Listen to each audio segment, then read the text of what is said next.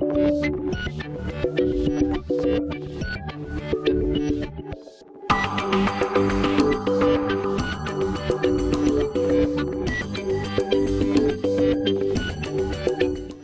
días. Vamos a continuar con los trabajos de este 7º Congreso de Metodología de Enseñanza del Derecho y 4º de Metodología de la Investigación Jurídica. Muchas gracias al doctor Cáceres. Quiero agradecer por haberme invitado a moderar esta mesa.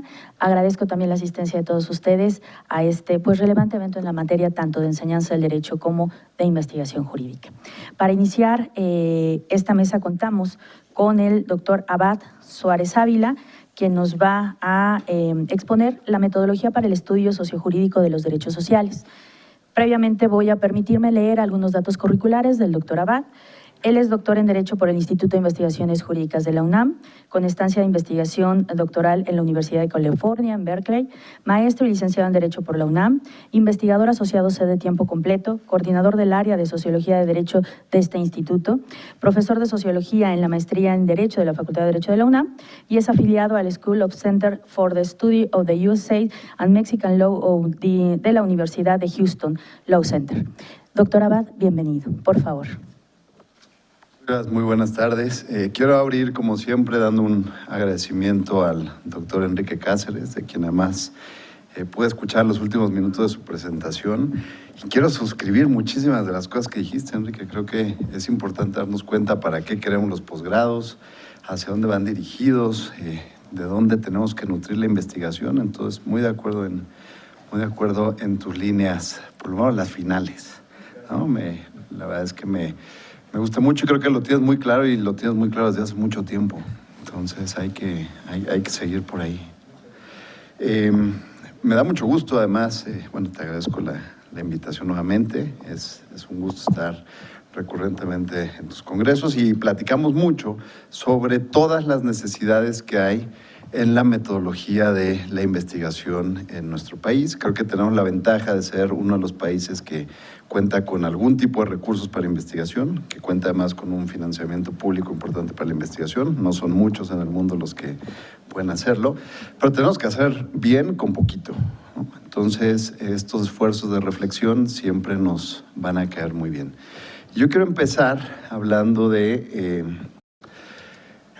tema que quiero tratar, que es cómo podemos abordar los derechos económicos, sociales, culturales y ambientales en la investigación jurídica por un par de puntos que quiero poner en contexto. El primero es porque después de mucho tiempo en que los tribunales se resistieron a tratar seriamente el tema de los DESCA, finalmente lo están haciendo. No solo los tribunales mexicanos, sino tenemos el ejemplo también de la Corte Interamericana, que el año pasado interpreta por primera vez el artículo 26 de la Convención directamente, y eso es muy importante, porque finalmente la Corte ya no lo hace a través de interpretaciones de otro tipo de derechos, como el derecho a la propiedad, sino lo está haciendo ya directamente a través de un artículo que específicamente establece obligaciones de derechos económicos, sociales y culturales.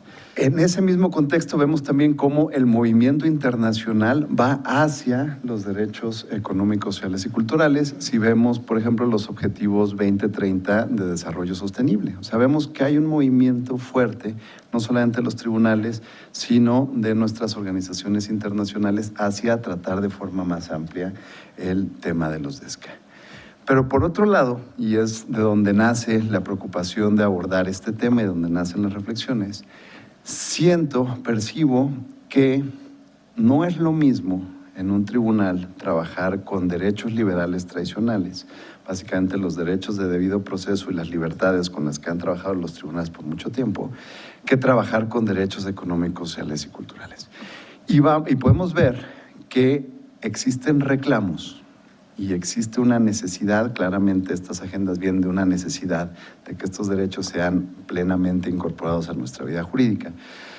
Existe una expectativa de que se haga un trato similar de los DESCA a como lo hemos hecho con los derechos liberales, y me parece que no.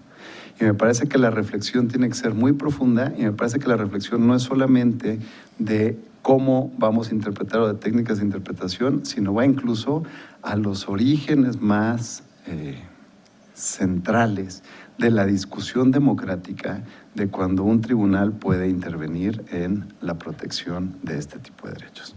Y va hasta el fondo por una simple y sencilla razón, porque toda nuestra teoría jurídica que habla de la interpretación de derechos está centrada en la interpretación, por lo menos la teoría predominante, está centrada en la interpretación de libertades y de debido proceso.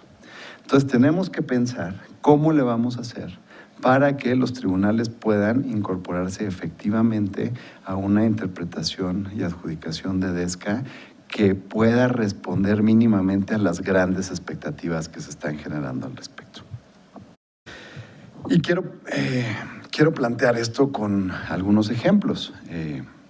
Imagínense, por ejemplo, que llega un caso de tortura ante un juez de amparo en México, y el juez de amparo pues muy fácilmente puede resolver que por cuestiones de fallas al debido proceso puede dar un amparo para efectos y puede generar que esto se corrija en el sistema.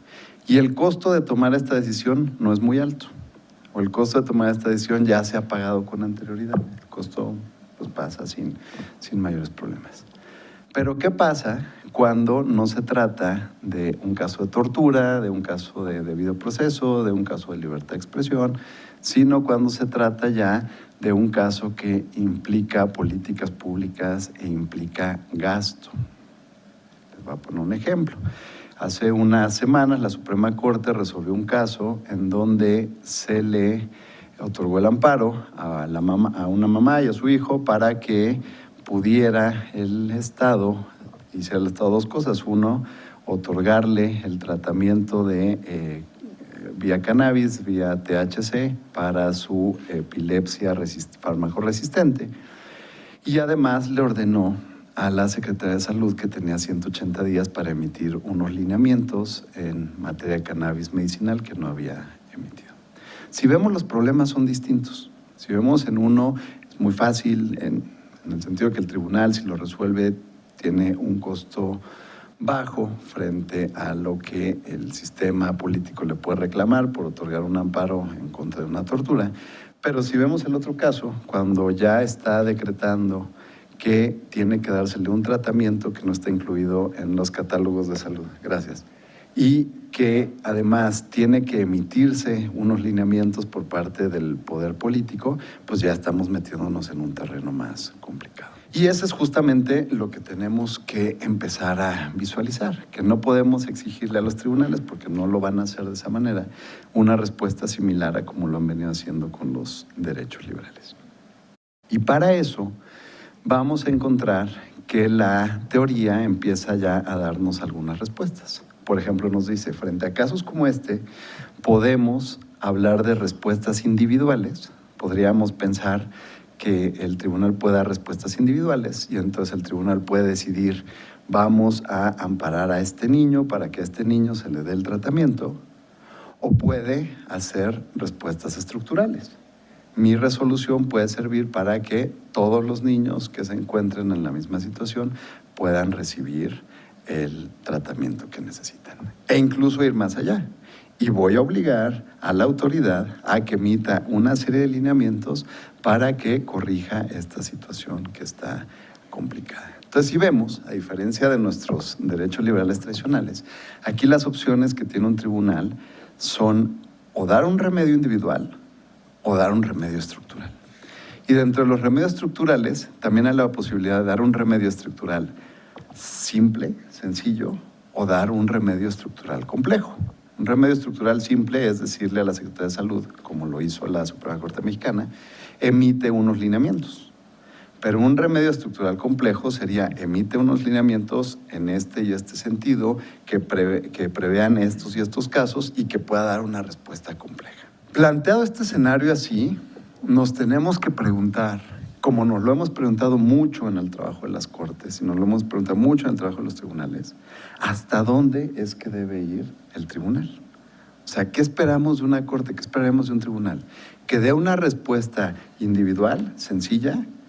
Nos vamos a enfrentar al caso, por ejemplo, colombiano, en donde la mayor cantidad de tutelas que se otorgan año con año son por acceso a la salud y es un montón de litigio, es muchísimo litigio.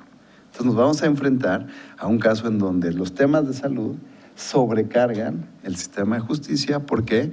Porque los tribunales colombianos han decidido que a este tipo de problemas van a dar una respuesta individual y en algunas ocasiones se han ido a los temas estructurales, pero son mucho más precavidos para hacerlo. Entonces, quizá prefieren dar más tutelas a generar respuestas estructurales fuertes. Pero también nos vamos a enfrentar, este es uno de los costos altos, ¿no? No solamente lo que va a costar otorgar el tratamiento, un tratamiento que no esté previsto dentro de las estructuras de salud, sino lo que va a costar la cantidad de litigio permanente para conseguir el acceso a estos temas. Pero por otro lado, si vemos el tema estructural también tiene costos muy altos. Básicamente los costos altos que puede enfrentar un tribunal son políticos. Si un tribunal empieza a decirle a la Secretaría de Salud cómo hacer su trabajo, lo primero que va a recibir es una respuesta de rechazo hacia su capacidad de tomar decisiones que en principio le tocan a los poderes públicos. O sea, en principio las decisiones tienen que ir a una ley y después tienen que ir hacia una política pública. Y la reacción y el costo que puede pagar un tribunal por eso es bastante alta, es muy fuerte. Entonces los tribunales tienen que ser bastante precavidos en esos casos para decidir si lo van a hacer o si mejor se mantienen en una posición más restringida. Si el tribunal decidiera hacerlo, si el tribunal se va por una decisión estructural, no débil, sino una decisión estructural fuerte, tiene que pensar muy bien también cuál es su capacidad democrática para hacerlo. Es decir, el tribunal cuando va a tomar esta decisión y va a sustituir una decisión que le toma al poder político, que le toca al poder político, puede hacerlo sin pensar que quizá está tomando decisiones que no le corresponden a él. Y tiene que medir muy bien esos alcances. La teoría habla de que las respuestas individuales son más sencillas, que un tribunal va a tender hacia dar respuestas individuales, tienen un menor costo, pero al dar respuestas individuales los estás tratando tal cual como tratabas tus derechos y tus libertades tradicionales en los tribunales. No vas a resolver un asunto estructural y probablemente si los casos empiezan a tener éxito, tu carga de cantidad de casos que te empiezan a llegar sobre un tema va a ser altísima y entonces tu costo ya no solamente de política pública, sino es un costo muy alto de litigio.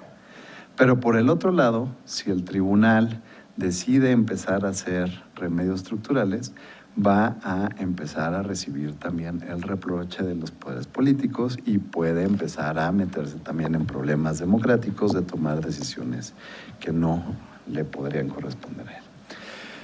Siendo así, la teoría nos sugiere pues, que los tribunales sean cautelosos, que los tribunales se fijen muy bien en el contexto en el que están trabajando y que los tribunales al final solamente se decidan por un remedio fuerte, un remedio estructural fuerte, en el caso de que la resistencia y la negligencia de los poderes políticos sea tan evidente que no les quede otra opción.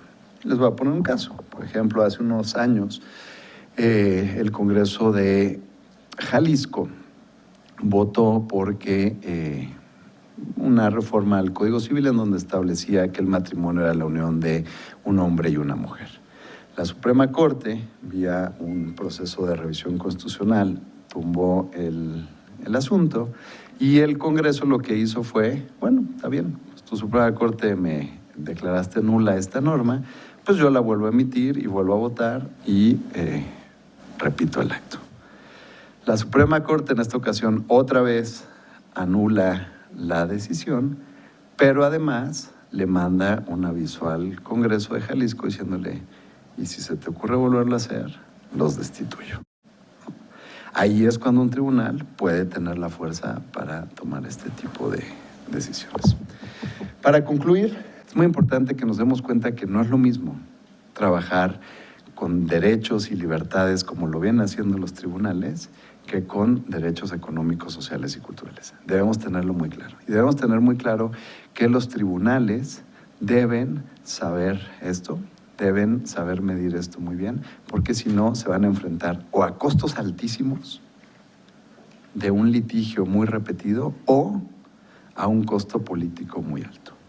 Y creo que deben estar muy conscientes de esto porque me parece, tengo la impresión de que el siglo XXI, así como el siglo XX fue de libertades, de derechos, me parece que el siglo XXI va a ser un siglo de muchos desca. Creo que las grandes discusiones que están hoy en la calle, medio ambiente, género, ¿no? Las grandes discusiones pasan más por derechos económicos, sociales y culturales que por nuestras libertades tradicionales. Entonces, sí, los tribunales tienen que irse preparando para asumir las metodologías con las que lo van a trabajar y, por supuesto, nosotros, quienes investigamos, saber que nuestro acercamiento requiere de repensar todo lo que hemos venido trabajando, por lo menos en los últimos 50 años de trabajo con los tribunales. Con eso concluyo y muchas gracias.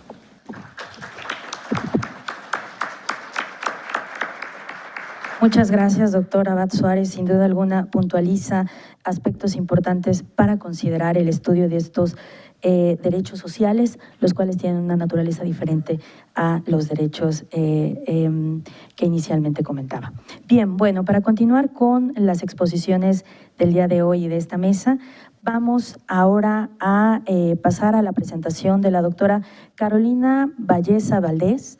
Ella es doctora en Derecho por la Universidad Juárez del Estado de Durango, obteniendo el grado con mención honorífica, es ponente en diversos congresos nacionales e internacionales, mención honorífica y ganadora del Congreso de Investigación en Filosofía del Derecho de Estudiantes de Posgrado, Paradigmas Emergentes en Derecho y Filosofía Jurídica, y es autora de diversos artículos en revistas indexadas. Doctora, ella va a presentar el tema de un vistazo a la caja negra del Poder Judicial, un método para su estudio. Le cedo la palabra, doctora.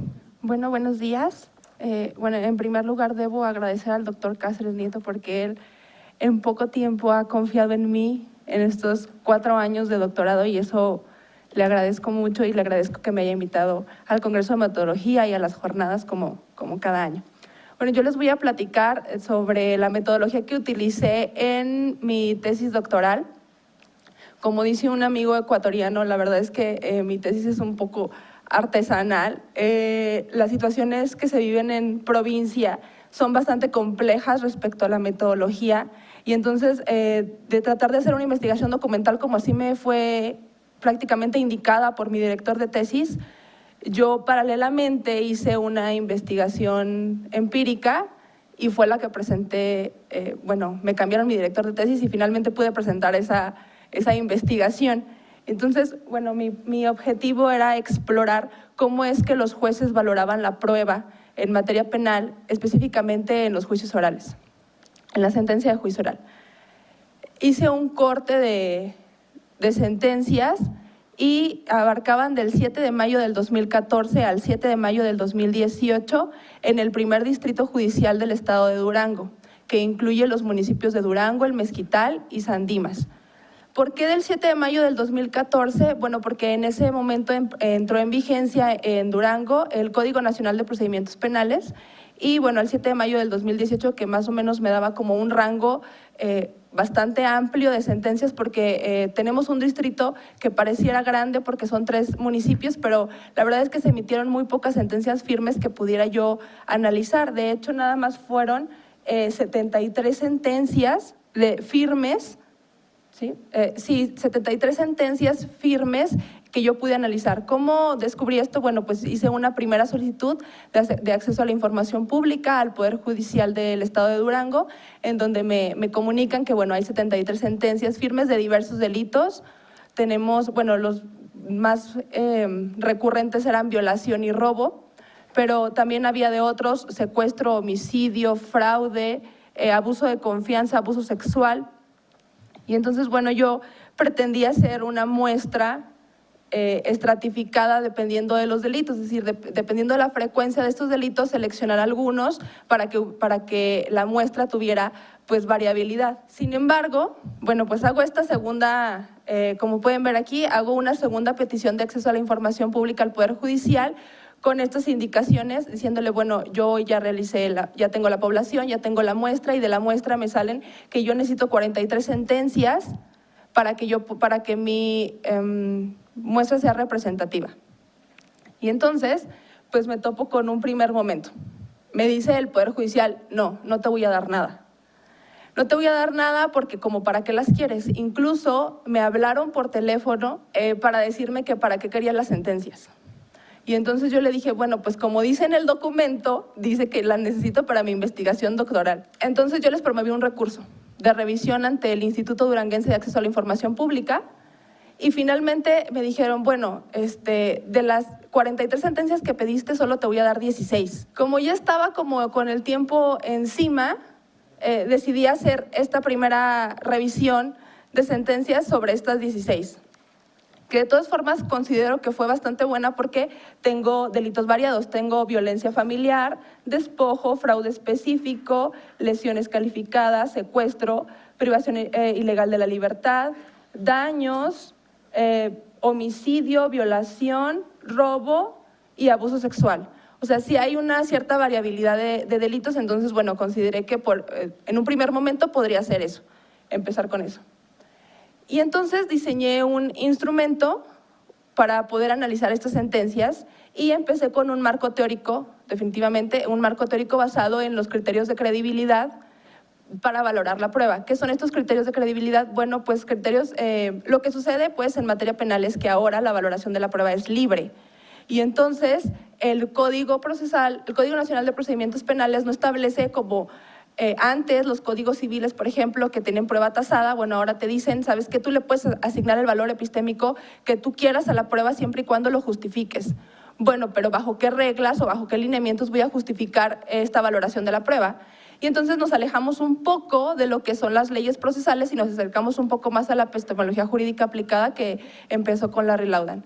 Y entonces yo baso los criterios de credibilidad de la valoración en unos criterios que maneja Jonathan Cohen y que más o menos o casi son muy similares a lo que se establecen en las sentencias. Por ejemplo, honestidad, objetividad y sensibilidad observacional. Es decir, qué tan honesto es el testigo, qué tan objetivo respecto a sus, o sea, qué tanto se puede separar de sus creencias, sus experiencias, sus intereses personales, y además qué tan bueno puede ser. Es decir, estaba presente, puede aportar detalles, colores, sonidos, etcétera.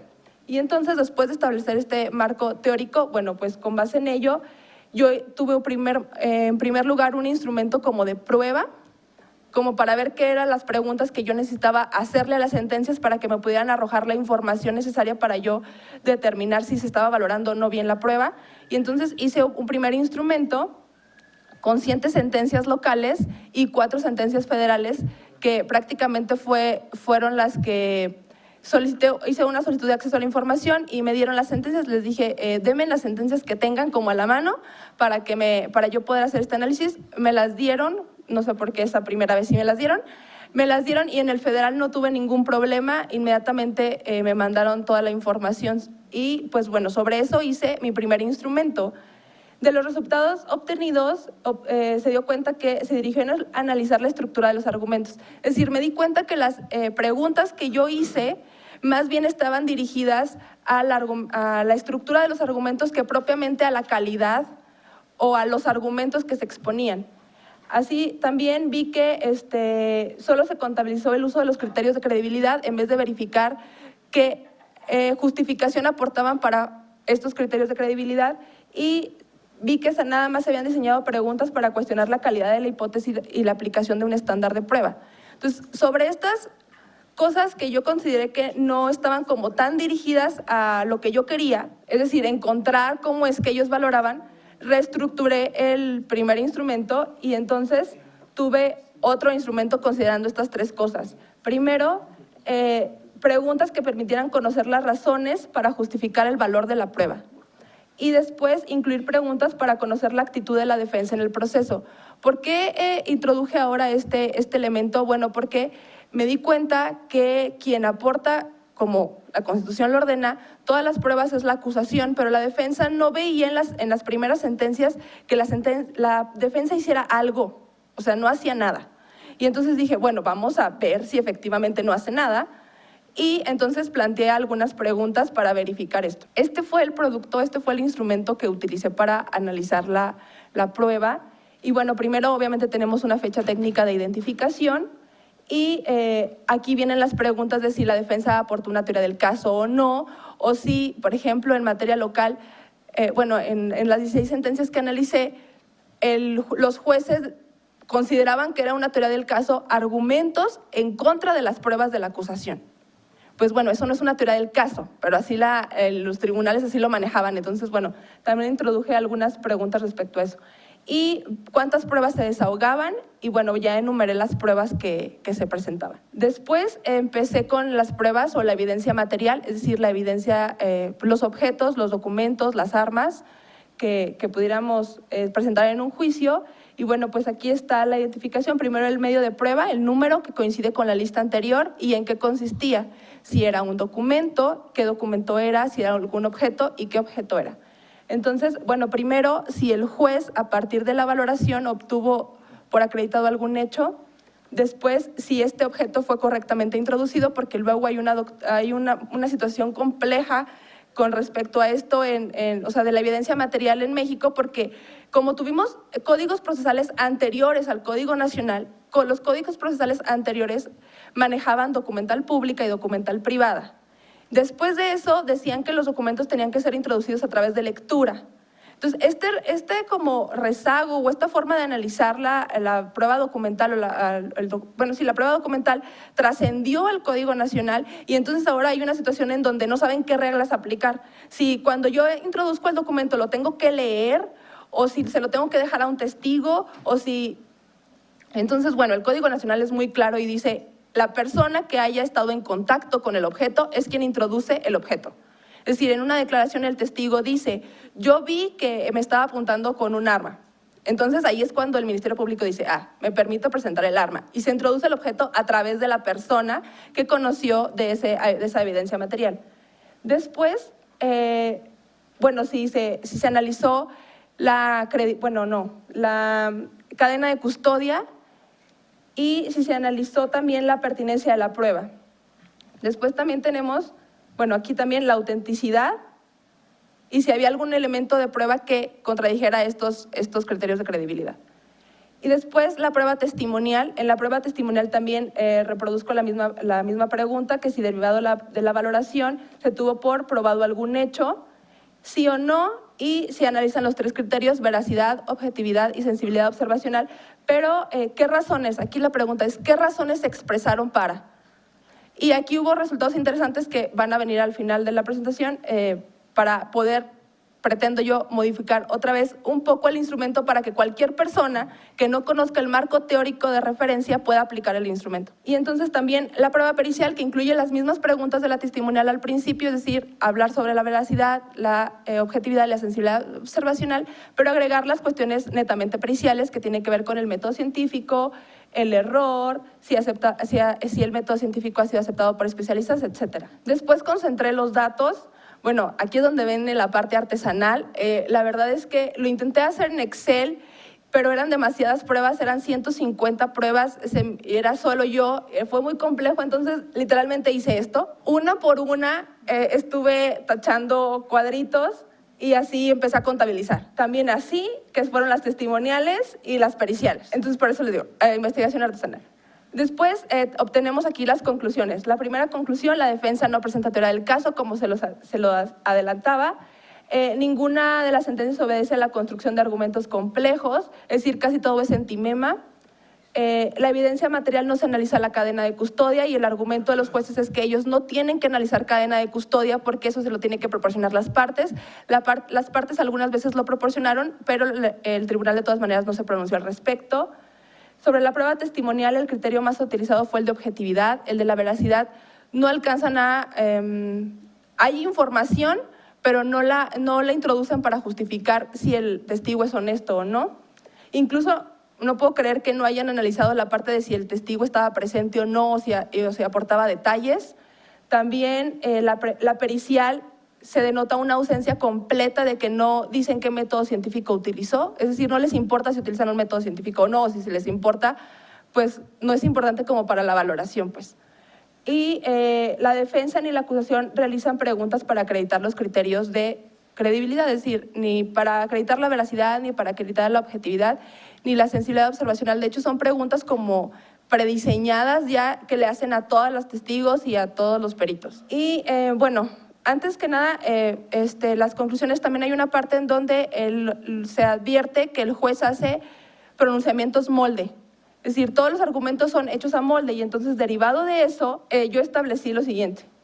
Por ejemplo, tengo que siempre hablan cuando hablan del testigo, de la objetividad del testigo, siempre hablan de la confianza, de los motivos personales, del interés en el asunto, de experiencia similar, aspectos narrativos, atributos contextuales, corroboración y pertinencia, pero con frases a molde. Por ejemplo, es pertinente y útil, pero no justifican por qué. Bueno, pero ya dicen pertinente y útil. Entonces se refiere directamente a la pertinencia. O se corrobora con otro medio de prueba. No dicen cuál, pero bueno, hablan sobre la corroboración. Y entonces mi propuesta es, como para que cualquier persona pueda, bueno, evidentemente abogado, pueda aplicar este instrumento a cualquier sentencia, mi propuesta siguiente ya es hacerlo en modo de checklist, como para que ya no tengas que aprender qué es un criterio de credibilidad o cómo se diferencia la objetividad de la sensibilidad observacional y de la veracidad. Bueno, pues eso ya deriva del segundo instrumento y entonces ya lo aplico en este tercero y ya prácticamente es hacer ¿dice sobre la confianza? Sí. ¿Dice sobre la experiencia similar? Sí. Y entonces así poder hacer ya como pues más cuantificable la cuestión de la valoración y que cualquier persona la pueda aplicar. Y pues sería todo. Muchas gracias.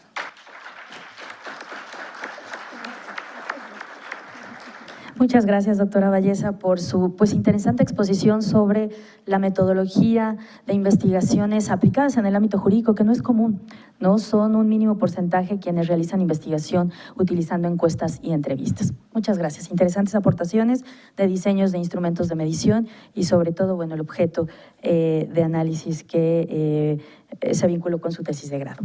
Bien, pues a continuación damos paso a la presentación del doctor Emilio Rabasa Gamboa. Él es licenciado y doctor en Derecho por la UNAM, tiene maestría en Filosofía y Ciencia Política por la Universidad de Cambridge, en Inglaterra, ha ocupado cargos públicos en el gobierno y en la diplomacia, actualmente es investigador y docente del Instituto de Investigaciones Jurídicas de la UNAM y antes fue director del Departamento de Derecho y Ciencia Política en el Tecnológico de Monterrey. Ha sido docente en la UNAM, TEC, ITAM y algunas otras instituciones a nivel internacional en Estados Unidos y también es autor de diversos textos en Derecho, Filosofía y Ciencia Política. La presentación del doctor Emilio Gamboa se titula El aprendizaje basado en problemas en la enseñanza del derecho. Doctor, le cedo la palabra. Comienzo con 3 agradecimientos. En primer lugar, a mi amigo, el doctor Enrique Cáceres, por no solamente haberme invitado a participar en este evento, sino por la excelente exposición que nos dio hoy en la mañana, que es de alguna manera una radiografía sobre el estado bastante lamentable de la enseñanza del derecho en nuestro país, y sobre lo cual comentaré al final de esta exposición. También agradecer a Carlos Arce, su asistente, todo el apoyo logístico que me dio desde hace bastante tiempo para estar aquí presente, y desde luego a mi entrañable amigo, el director Pedro Salazar, del Instituto de Investigaciones Jurídicas, por su generosa hospitalidad. Como lo dijo nuestra amable moderadora, el tema escogido para mi presentación es el aprendizaje basado en problemas, PBL por sus siglas en inglés, Problem Based Learning, en la enseñanza del derecho. Y el enfoque que quiero darlo es mi propia experiencia, tanto respecto de este método como del método tradicional conocido como instrucción directa o aprendizaje basado en conferencia, y el que de aquí en adelante identificaré como método tradicional, MT.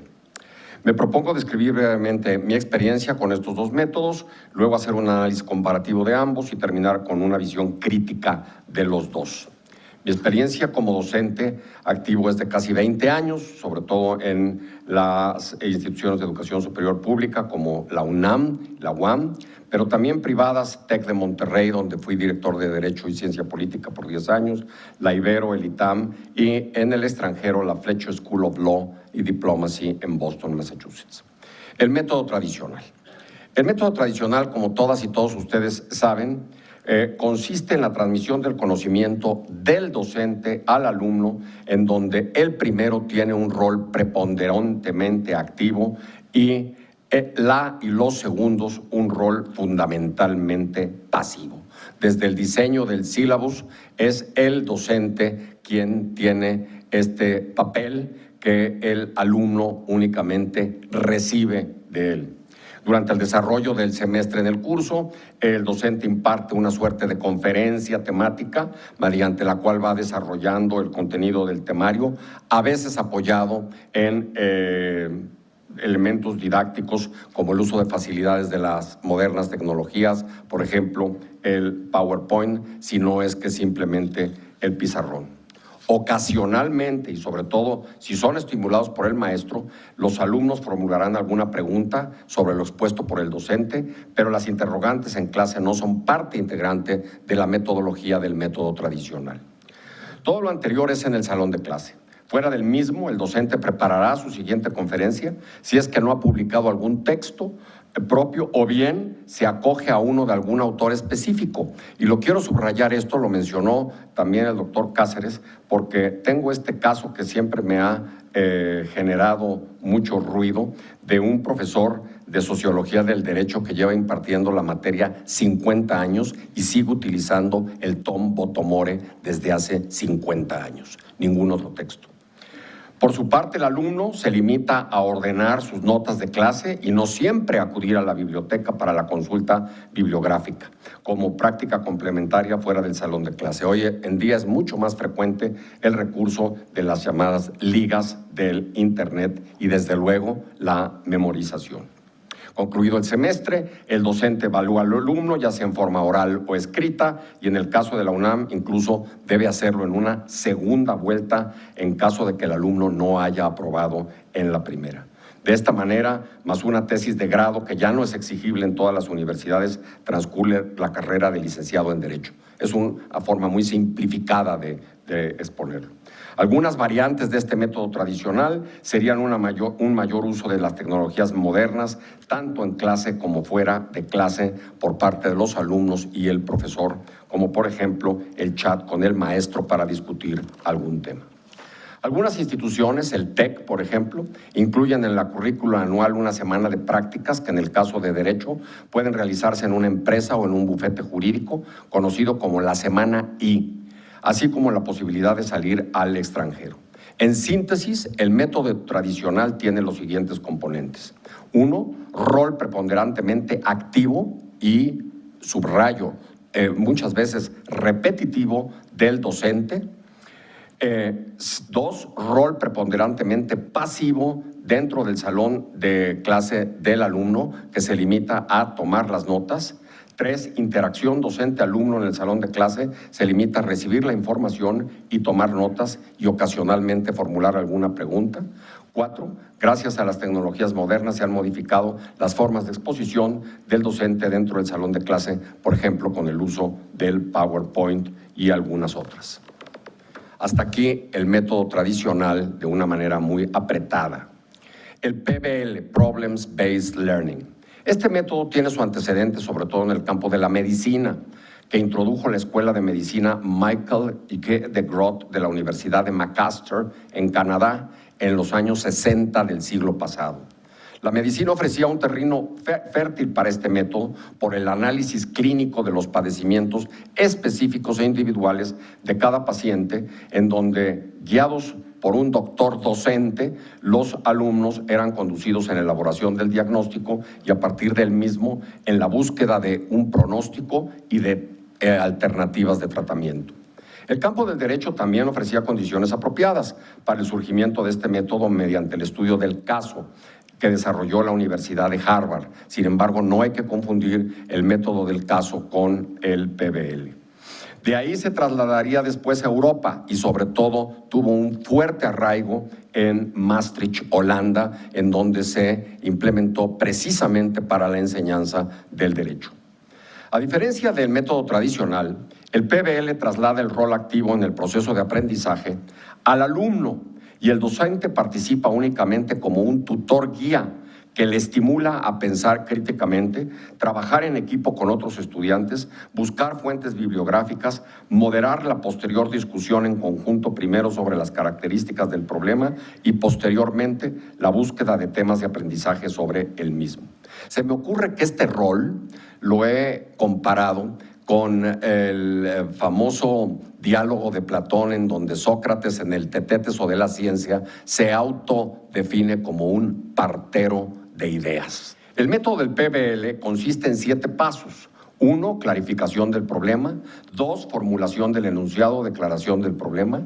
3, lluvia de ideas de los estudiantes sobre el enunciado.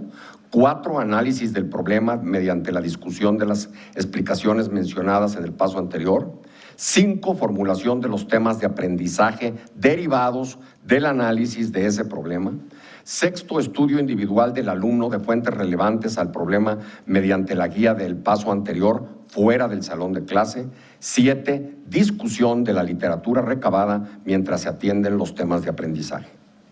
No son únicamente los roles del docente y del alumno lo que se modifica sustancialmente en el método del PBL. De igual importancia es la adquisición de habilidades por parte del alumno para detectar un problema, clarificarlo adecuadamente y buscar alternativas de solución, así como la capacidad para trabajar tanto de manera individual como en equipo. Durante el tiempo que estuve como director del Departamento de Derecho y Ciencia Política en el TEC de Monterrey, que fueron casi 9 años, la institución organizó un curso de 15 días para varios docentes de varios de sus campi en la Universidad de Maastricht, Holanda, precisamente, al cual asistimos con el propósito no solamente de conocer más a fondo el procedimiento, la metodología, sino ver su posibilidad de implementación en la institución que a la postre se descartó por las dificultades operativas de las cuales hablaré en breve. En síntesis, las diferencias entre los dos métodos son: en el método tradicional, el docente transmite la información a los alumnos en un rol preponderantemente activo. En el PBL, los alumnos se responsabilizan por obtener la información y el docente es un tutor, facilitador o guía, pero ellos son los que tienen el rol activo. El docente organiza el temario, pero el docente diseña el curso basado en problemas en ambos sistemas. En el método tradicional, ya lo dije, los alumnos son receptores pasivos de la información, en el PBL son sujetos activos. En el método tradicional, los alumnos trabajan por separado, en el PBL trabajan por equipo. En el método tradicional, el aprendizaje es individual, en el PBL es colaborativo. En el método tradicional, básicamente los alumnos memorizan y en el PBL desarrollan cierto conocimiento crítico. Análisis crítico de ambos métodos. De la simple exposición de los dos, podría extraerse la conclusión de que el PBL es mucho mejor, ya que estimula la participación del alumno en la generación del conocimiento bajo la guía del docente y sobre todo se le estimula a pensar críticamente sobre los problemas. Sin embargo, no nos debemos dejar llevar por la impresión, pues no es tan sencilla la aplicación del PBL, al menos en las instituciones de educación superior en México y sobre todo en las públicas que concentran la mayor población de estudiantes de Derecho en nuestro país. En efecto, el grupo docente que fuimos a Maastricht, una vez terminado el curso, hicimos una evaluación del PBL aplicada a la enseñanza del derecho y encontramos los siguientes problemas. Primero, el PBL requiere grupos pequeños de no más de 10 estudiantes para poder desarrollar adecuadamente con la guía del docente la mayoría de los 7 pasos, sobre todo para la identificación del problema y la lluvia de ideas. Grupos pequeños de no más de 10 estudiantes. Al menos en la Facultad de Derecho de la UNAM, los grupos son en promedio de 25 personas como mínimo y de ahí para arriba. Más del doble, lo que dificultaría la discusión. Reducir los grupos supone contar con más docentes y aulas. Resulta fundamental la capacitación de los docentes y del alumnado en la metodología del PBL. Y aquí es, como muy bien lo señaló el doctor Cáceres, donde encontraremos la mayor resistencia precisamente por el tiempo de práctica que se lleva del método tradicional. Es necesario incluso modificar el mobiliario y equipo de los salones de clase y, desde luego, una modificación del plan de estudios, ya que de manera sustancial se alteraría la currícula de este sistema. En otras palabras, estaríamos hablando de una revolución. Conclusiones.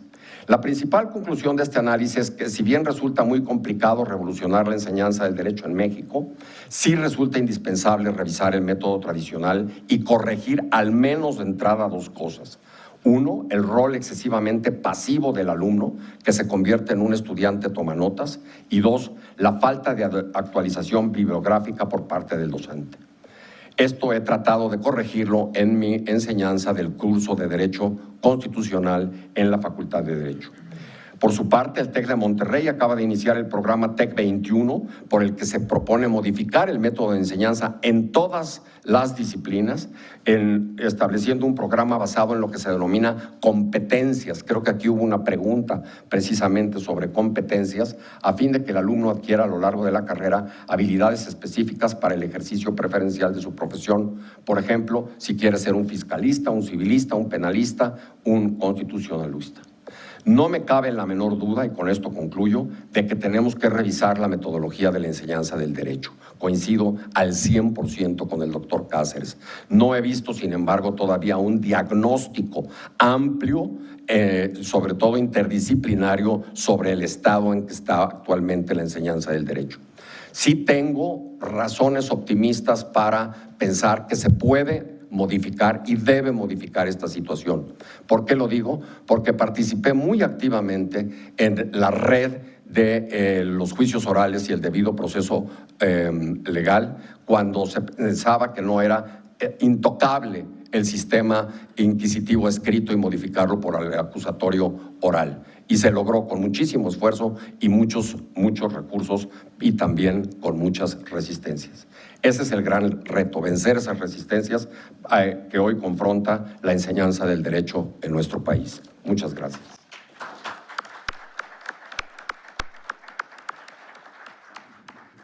Muchas gracias, doctor Rabasa, por estos comentarios, aportaciones y descripción de este método basado en problemas, ¿no? Que sin duda alguna, bueno, debe favorecer las dinámicas que se instauran al interior de las clases, favorecer también la actitud más activa y crítica, sobre todo de los alumnos, y sin duda alguna del abogado por el rol que tiene dentro de la sociedad actualmente. Bueno, continuando con los expositores de la mesa, ahora contamos con la presencia del maestro Héctor Rosales Zarco. Él es maestro en Derecho con mención honorífica de la División de Estudios de Posgrado de la UNAM. Ha participado como autor, revisor, árbitro y coordinador en múltiples publicaciones en materia de derechos humanos y metodología jurídica. Actualmente es profesor de metodología jurídica y seminario de tesis en la División de Estudios de Posgrado de la UNAM. El tema que nos presenta el maestro son los retos y experiencias en la formación de investigadores. Le cedo la palabra, maestro. Primero que nada, agradecer la invitación al doctor Cáceres para participar en este evento.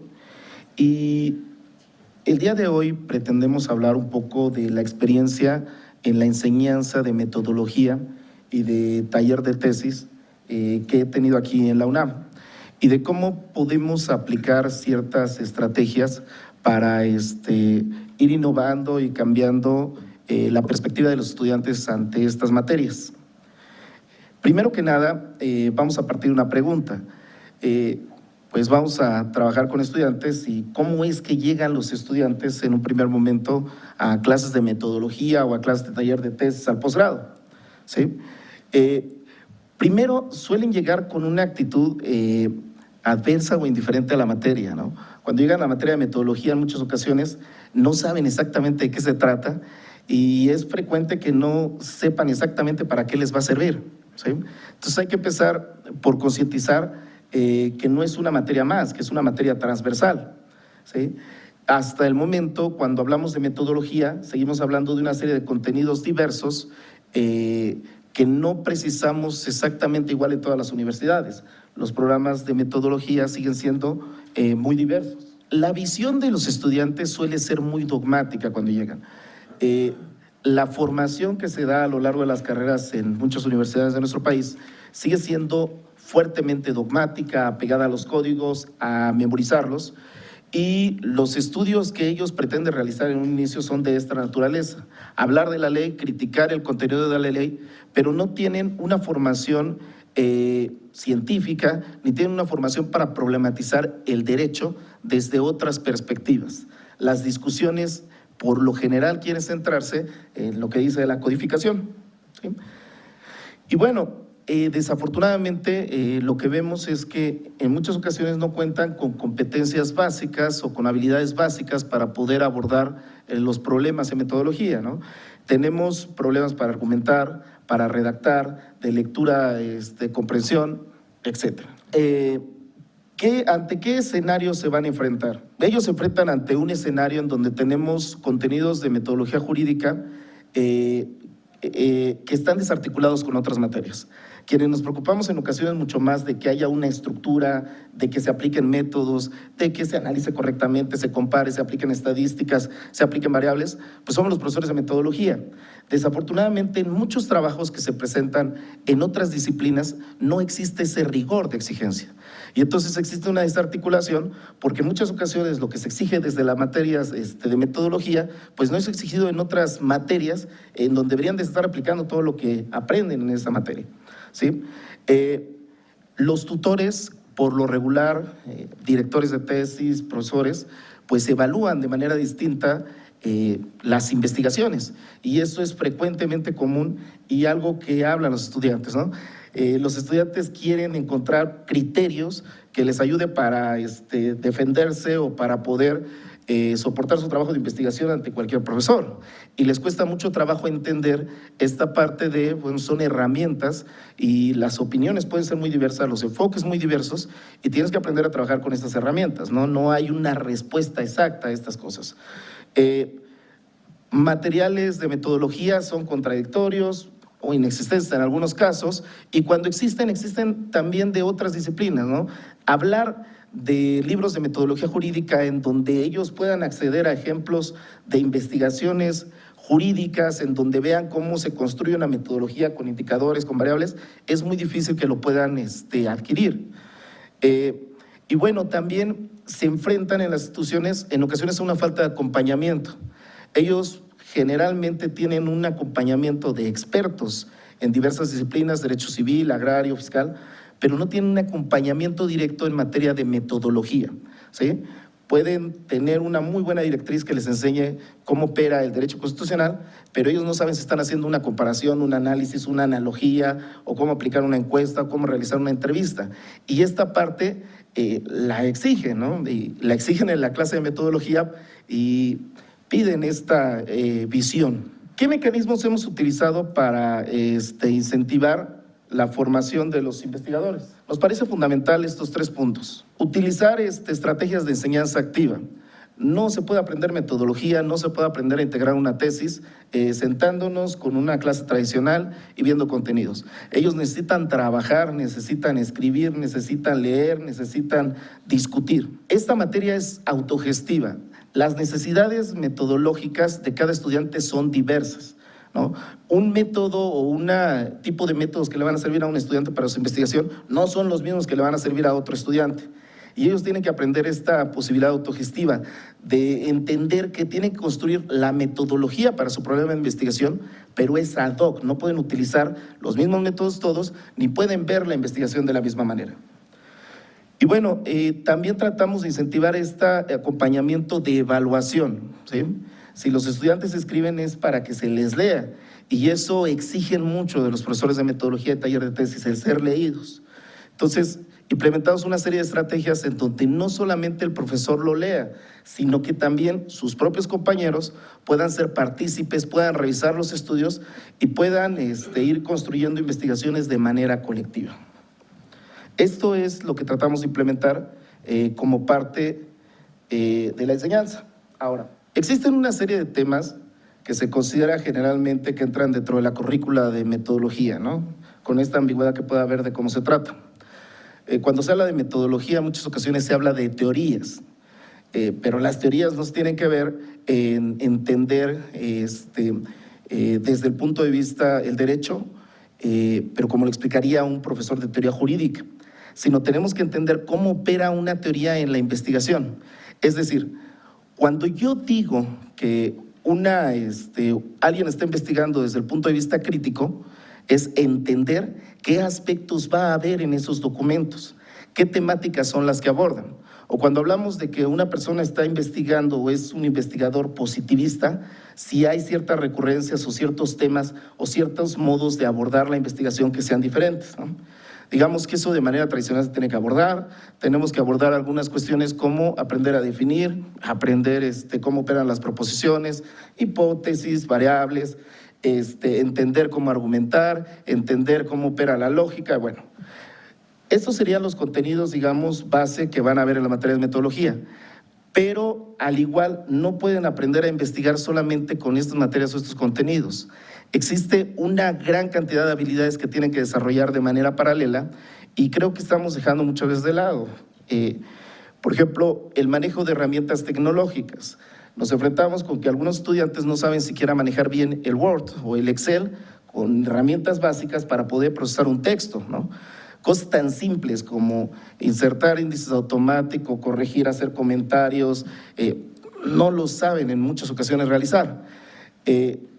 Técnicas de redacción, hacer técnicas de preescritura, hacer corrección de estilos o cómo funciona el trabajo editorial, elaboración de esquemas para ir tomando información, identificar problemas sencillos de lenguaje, técnicas de investigación, diferenciar aspectos como lógica, retórica y argumentación. Estos son temas que de manera paralela tienen que conocer los estudiantes, ¿sí?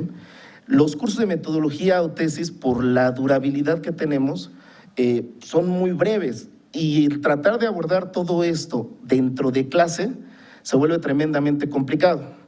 La manera como hemos intentado abordarlo es seleccionando un dossier en donde vamos tomando lecturas afines a todas estas temáticas y vamos dejando ciertos trabajos a los estudiantes para que paralelamente al desarrollo de su investigación y de las temáticas que ven en la materia de metodología y talleres de tesis puedan ir desarrollando o complementando estas habilidades.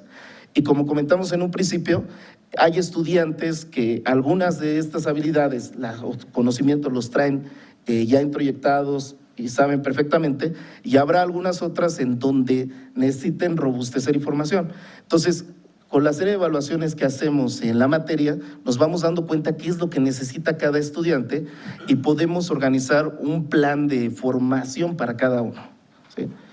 Los grupos de los que hablamos en materia de posgrado son grupos entre 10 y 20 estudiantes, más o menos. ¿Qué estrategias podemos implementar? Aquí es donde se vuelve, o donde podemos aplicar todo. ¿Qué nos ha funcionado para empezar a incorporar o a incentivar a los alumnos a trabajar investigación? Primero, el que ellos aprendan a dictaminar artículos, ¿sí? Que tomen artículos publicados, que entiendan qué implica redactar un artículo correctamente, qué aspectos pueden decirse que están bien hechos.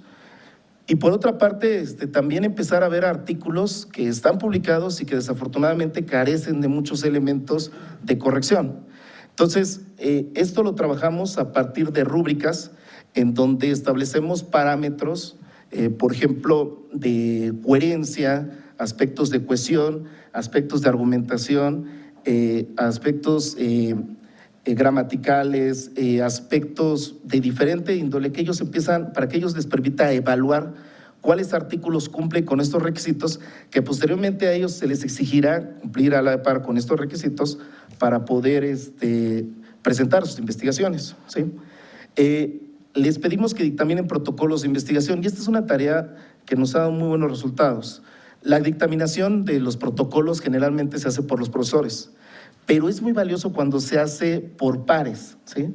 El tomar un protocolo de investigación y dar la responsabilidad a los compañeros por pequeños equipos de que revisen y valoren los protocolos del fondo, pues abre mucho los ojos a que no se trata de una mirada parcial, sino que si hay ciertos elementos recurrentes que todos podemos observar que no son pertinentes o que están bien acotados en nuestra metodología. Hay una actividad que ha funcionado mucho también, la integración de portafolios de métodos.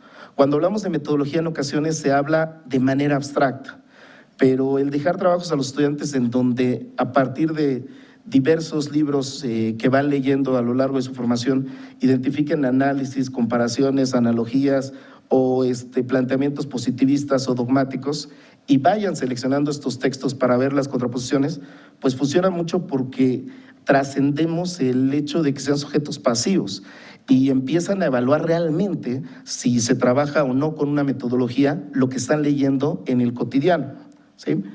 Y bueno, en ocasiones también el darles problemas actuales y pedirles que elaboren protocolos sobre esto nos ha funcionado mucho en el sentido de que los alumnos construyen protocolos a partir de diversos parámetros de teorías o de limitaciones que damos y empiezan a ver cómo de un mismo problema pueden darse diversas visiones. A partir de esta experiencia del trabajo, hay aspectos que hemos visualizado también, que quedan pendientes y que tenemos que trabajar dentro de la enseñanza. Tenemos que entender que la formación de investigadores tiene que ser artesanal, ¿sí? Como profesores, creo que es fundamental que entendamos que si tenemos taller de tesis o metodología, pues es el tiempo de clase y mucho tiempo detrás leyendo investigaciones, revisando trabajos, porque las necesidades y las necesidades formativas de cada alumno son distintas y cada alumno requiere resolver problemas metodológicos distintos. Es importante trascender las investigaciones dogmáticas. Son importantes, pero desafortunadamente son las que se dan con mayor regularidad. Realizar investigaciones de carácter multidisciplinario o interdisciplinario, pues son lo que queremos, empezar a ver el derecho desde otros enfoques. Y bueno, trascender esta cuestión de que investigar se tiene que hacer en torno de un tema, ¿no? Muchas ocasiones en las investigaciones se toma un tema y se empieza a hablar todo lo que se conoce de ese tema, pero no se problematiza. Las investigaciones tienen que problematizarse y esto es algo que tenemos que impulsar dentro de las aulas. Y finalmente, el tratar de enseñar metodología, pero entender que va la metodología más allá de la academia, ¿no? Hay muchos problemas institucionales, muchas dependencias que requieren metodólogos para resolver sus problemas cotidianos. Desafortunadamente, a veces cuando se ve la metodología, la visión es reducida a emprende metodología para presentar un trabajo académico y una tesis, y no, la metodología se tiene que aprender para que ellos puedan resolver también problemas sociales y puedan en las diversas instituciones plantear parámetros distintos de problemas y resolución de estos. Y bueno, a grandes rasgos, esta es una plática general de acciones en materia de metodología que pueden ser de utilidad en diversas instituciones. Muchas gracias.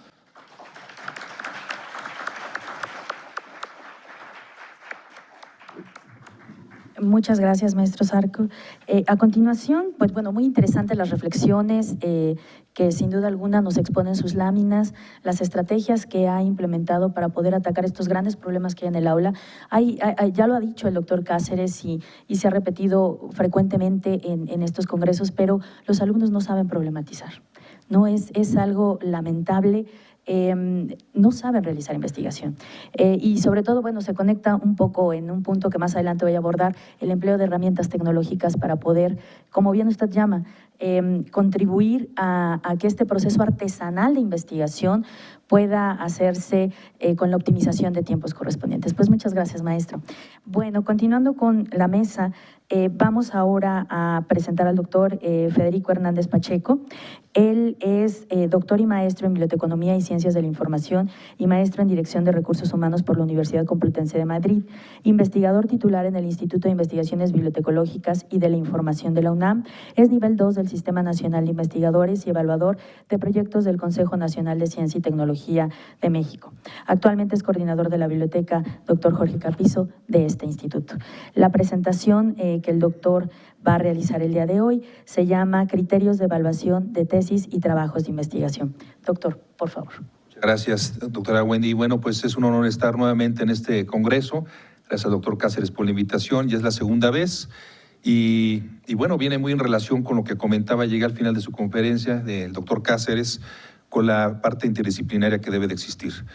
Como ven, yo soy bibliotecólogo, pero bueno, pues estoy inmerso ya en estas ramas del derecho y en efecto, pues ya llevo 5 años dando clases en la Escuela Libre de Derecho de Culiacán de Sinaloa y también en la Universidad Cristóbal Colón, a nivel doctorado y a nivel maestría, y todos los problemas que, bueno, mis colegas han dicho, en efecto, bueno, son visibles, y no nada más en derecho, sino en diversas disciplinas. Me parece que hace falta una cultura y una formación en temas de metodología de la investigación en estas temáticas desde nivel básico. Afortunadamente, bueno, en bachillerato, bueno, ya se está dando. Hay un grupo de profesores en CCH y en preparatoria que están incluso publicando ya libros para formar a los estudiantes a nivel preparatoria en estas temáticas, y eso precisamente, bueno, ya se refleja a nivel profesional. Bueno, pues en efecto, y no lo planeamos, pero viene muy en relación con lo que comentaba mi colega que acaba de hablar sobre estas temáticas. Yo les vengo a presentar una serie de criterios de evaluación de tesis y proyectos de investigación, y esto pues viene en relación con lo que comentaba Valcárcel, que este autor, un autor español, planteaba que una de las debilidades de los estudios profesionales es el escaso rigor de los procesos de evaluación de las tesis y proyectos de investigación.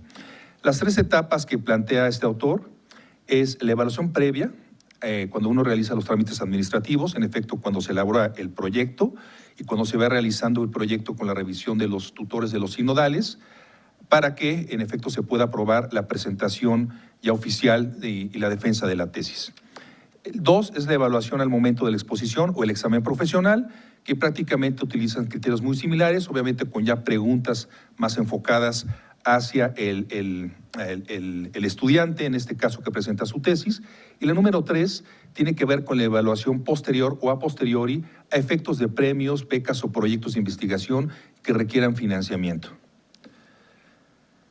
Este trabajo está sustentado en 2 artículos. El primero es un artículo donde tuve el honor de participar, que se publicó en España en el 2008, en la revista de Documentación e Información, Revista General de Información y Documentación de la Universidad Complutense. Allá, pues como ven, existe una facultad de documentación que es biblioteconomía prácticamente, en la universidad y en varias universidades españolas. Y el segundo artículo se derivó precisamente del primero porque cita mucho al primero, y es un artículo de una revista que se llama Relieve, Revista Electrónica de Investigación y Evaluación Educativa, donde también propone un modelo de criterios de evaluación de trabajos de investigación y de tesis, y los 2 artículos proponen formatos para evaluar los trabajos. Y quiero decirles que me ha servido mucho a la hora cuando yo tengo que evaluar tesis de doctorado, maestría y licenciatura, pues este formato ha sido imprescindible, incluso en otras áreas.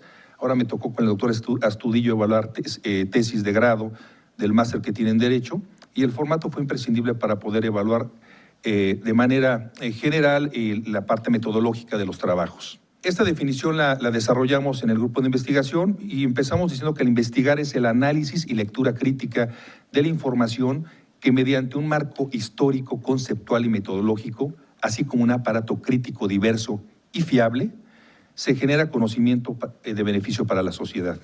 Empezamos con el primer criterio, que es para evaluar al tutor o al asesor. Bueno, regularmente el asesor tiene diversos criterios de evaluación, pero los que proponen esos autores es el número de tesis dirigidas de diferentes grados, la genealogía a partir de las tesis dirigidas, esto es el árbol genealógico que se genera a partir de los asesorados, y a su vez los asesorados también que asesoran diversas tesis, y se van generando y construyendo árboles de conocimiento.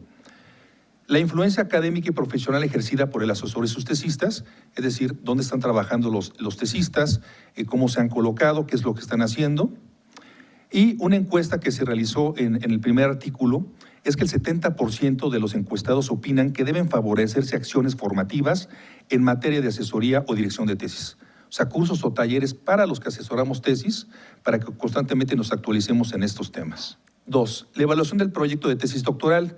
Bueno, son muchos factores, pero evidentemente se evalúan principalmente las actividades académicas que se van realizando paralelamente con la elaboración de la tesis o cuando se va cursando el posgrado, las conferencias, las publicaciones, cursos y talleres, y aquí marco un punto fundamental, en JCR. ¿Qué es JCR? Journal Citation Report. Y esto realmente pues es muy importante mencionarlo porque ya las publicaciones tienen que tener este factor de impacto. A la hora de que consultamos la información, ¿cómo nos identificamos que es información de calidad? Primero, como bien comentaba el doctor Rabasa, información que está en las bibliotecas, porque es una información que ya está previamente seleccionada, que está clasificada y que realmente lleva todo un filtro para que sea información precisamente de calidad.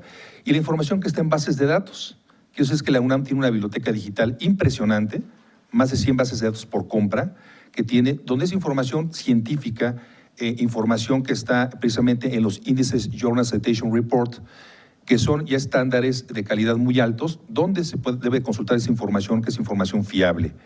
Y a su vez, cuando se quiera publicar, bueno, intentar publicar en este tipo de revistas, que ya son de alto nivel, arbitradas.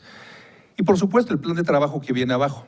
Un plan de trabajo que regularmente se realiza a través de un cronograma, y es muy importante darle seguimiento para ir cumpliendo con los tiempos que se quieran establecer a la hora de planear el proyecto de tesis. La evaluación de la tesis, prácticamente cuando la tesis ya está, ya sea que se va a evaluar por los sinodales para presentarse o a la hora ya de defenderse en el aula. Pues bueno, la primera es la temática. La temática evidentemente responde a si el tema es pertinente con las líneas de investigación de la institución. Sí, que realmente sea una línea adecuada y pertinente con las líneas. 2, el grado de originalidad y relevancia del tema. ¿Qué impacto va a tener esta temática en la comunidad jurídica? El título de la tesis. Realmente evaluar el título de la tesis. Construir el título primero es todo un arte, ¿sí? Son como las palabras clave que debe de tener nuestra obra para ser identificable precisamente para el lector. Entonces, el grado de concisión, un título breve, conciso. El grado de claridad. Regularmente no debemos aceptar estos títulos que debe decir introducción a tal cosa, ¿sí? Oralmente, estudio general, sobre todo, porque realmente pues eso no quiere decir mucho. Debemos ser muy específicos a la hora de redactar el título. Y por supuesto que sea completo, que tenga las palabras exactas que van a ser estudiadas a cabalidad durante toda nuestra tesis. Puede tener una parte geográfica, una parte cronológica que va a delimitar precisamente la investigación, o la parte metodológica también puede verse reflejado en el título, estudio comparativo, ¿sí? Estudio crítico sobre tal situación, o un estudio cualitativo, por ejemplo.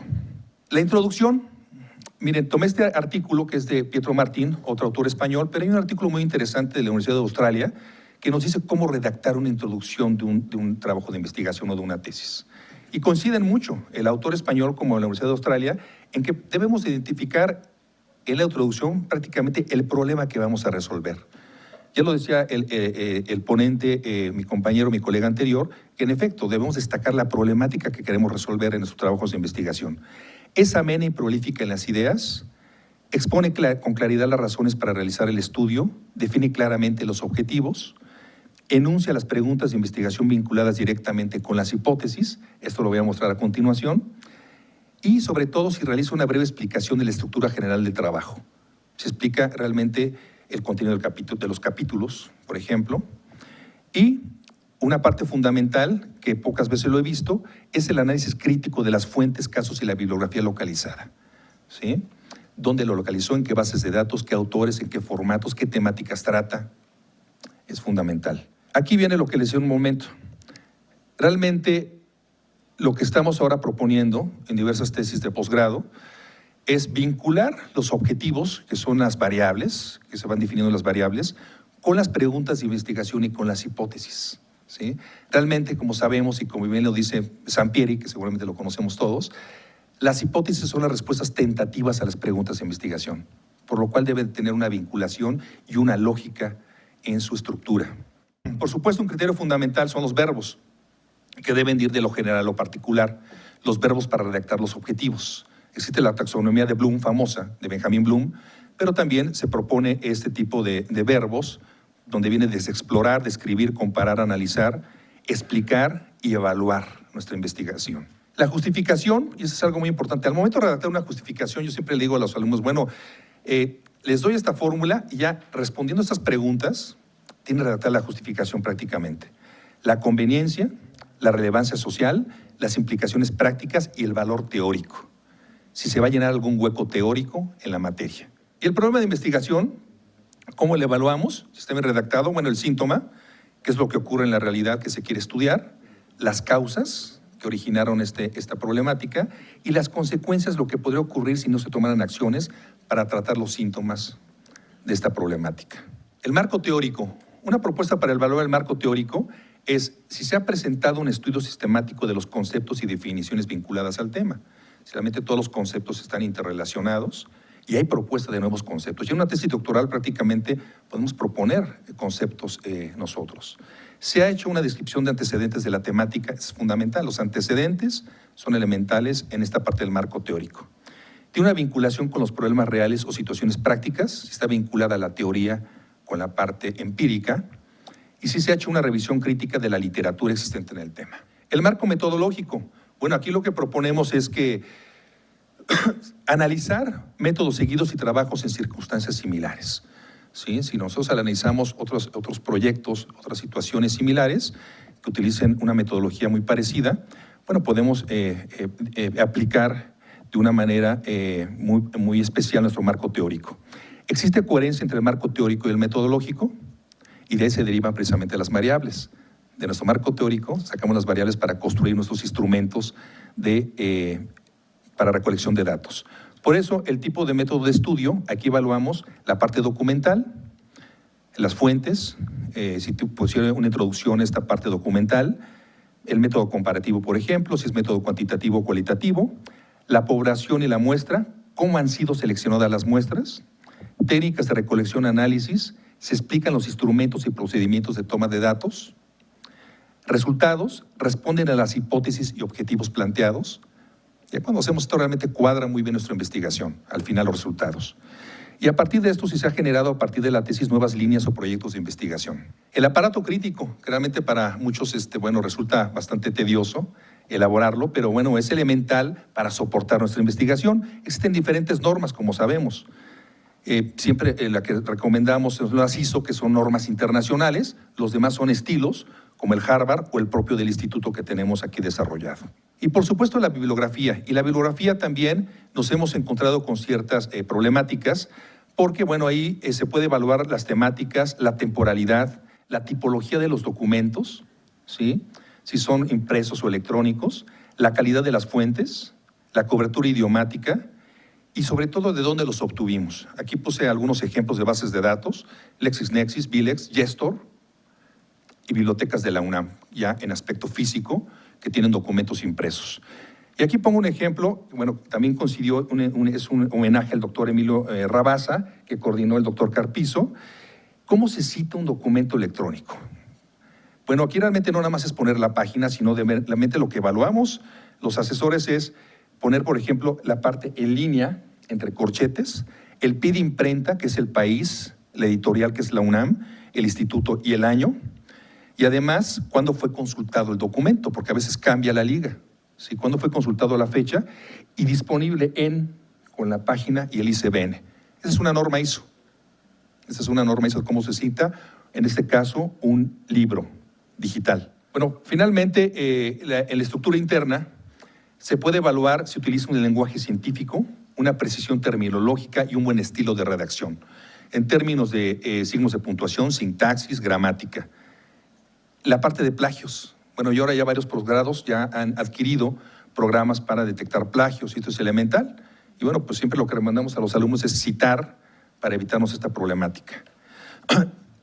El número y extensión de los capítulos que sean idóneos, el grado de conexión entre el contenido de los capítulos, es importante, y si el documento es publicable, que ahí pasamos a otra fase, en la publicación. Esta es una estructura también que proponemos, donde la introducción, en efecto, como les comentaba, debe de tener los elementos que ya mencioné, los objetivos, el planteamiento del problema, el marco metodológico. El primer capítulo expresa de modo general la temática que precede los capítulos de nueva investigación. Se plantean los conceptos antecedentes o contexto histórico. El segundo capítulo es el marco de referencia o el análisis de la problemática que se quiere abordar. En el tercer capítulo son capítulos ya prácticamente de nueva investigación, donde se resuelven problemas. Y las conclusiones las tenemos aquí también, que son las hipótesis ya demostradas en nuestros trabajos de investigación, si hay propuestas a nuevas investigaciones, si hay recomendaciones de aplicación inmediata, y por supuesto la parte de los apéndices que vienen a complementar nuestro trabajo, como son la bibliografía, los documentos, la legislación o cuadros estadísticos que deben ir perfectamente en el índice, si los cuadros o los gráficos. En la parte de premios, este es un ejemplo que elaboramos para dictaminar premios de tesis a nivel licenciatura. pero fundamentalmente se utilizan esquemas como estos, muy parecidos a la hora de evaluar tesis también que proponen los artículos que comenté, donde un punto fundamental es la trascendencia de la disciplina. Apoya la docencia o la práctica profesional y en algún hueco teórico práctico permite el avance de la disciplina o la práctica profesional. Aquí ven el puntaje que tenemos y esto lo utilizamos, bueno, a la hora de determinar premios o en casos de trabajos especiales que se quieran dar reconocimientos especiales. Finalmente, la parte de financiamiento de proyectos, y esto es con experiencia que hemos tenido en CONACYT a la hora de evaluar proyectos de consorcios, que bueno, todavía tienen ese apartado afortunadamente para financiar consorcios. Y bueno, como ven, en la primera parte, por eso lo puse con negro, se evalúan esos apartados, como son el planteamiento del problema, las hipótesis, la justificación, los objetivos y la metodología. Pero hay apartados muy particulares, ya cuando se pide financiamiento, que son los indicadores de resultado y impacto. Es lo que piden. Impacto científico, impacto tecnológico, impacto social, impacto económico. Productos entregables. ¿Qué productos? Por ejemplo, un diagnóstico de alguna población o alguna situación, un diagnóstico muy bien elaborado, un catálogo de servicios, talleres, cursos, páginas web, portales y publicaciones con factor de impacto. Esos son los entregables que se deben de dar cuando uno pida financiamiento, en este ejemplo ante CONACYT. El cronograma de actividades que ya lo presenté, la ruta crítica de actividades, cómo se van a realizar, el currículum del grupo de trabajo, una matriz de riesgos, que esto es elemental también, donde tenemos que poner los riesgos y qué acciones preventivas debemos de contemplar, ¿sí? Riesgos sociales, riesgos también, por ejemplo, en el caso de un sismo, aquí tenemos de contemplarlo. Información financiera, y esto es, lo puse hasta abajo, pero es la principal. El presupuesto, el gasto corriente y los gastos de inversión lo tenemos que desglosar muy bien. Y bueno, termino con esta cita de Thomas Kuhn, de su libro La estructura de las revoluciones científicas, que nos dice: el nuevo paradigma surge repentinamente, a veces en medio de la noche, en la mente de un hombre sumergido profundamente en una crisis. Está demostrado que las crisis debilitan los estereotipos. Muchas gracias.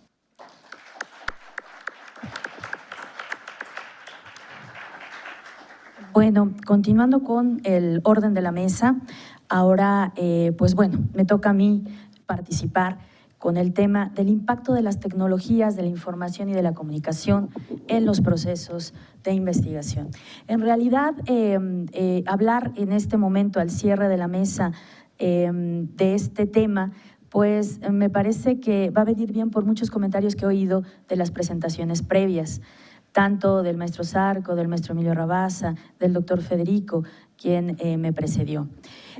Sin duda alguna, ¿no? Debemos estar conscientes, todo el mundo está consciente, que los procesos de investigación son procesos eminentemente intelectuales, de una ardua labor intelectual, de análisis, de reflexión, que se auxilia para llevar a cabo o para realizarla de diferentes recursos económicos, materiales y en este caso de recursos informáticos, que son lo que en este momento voy a abordar.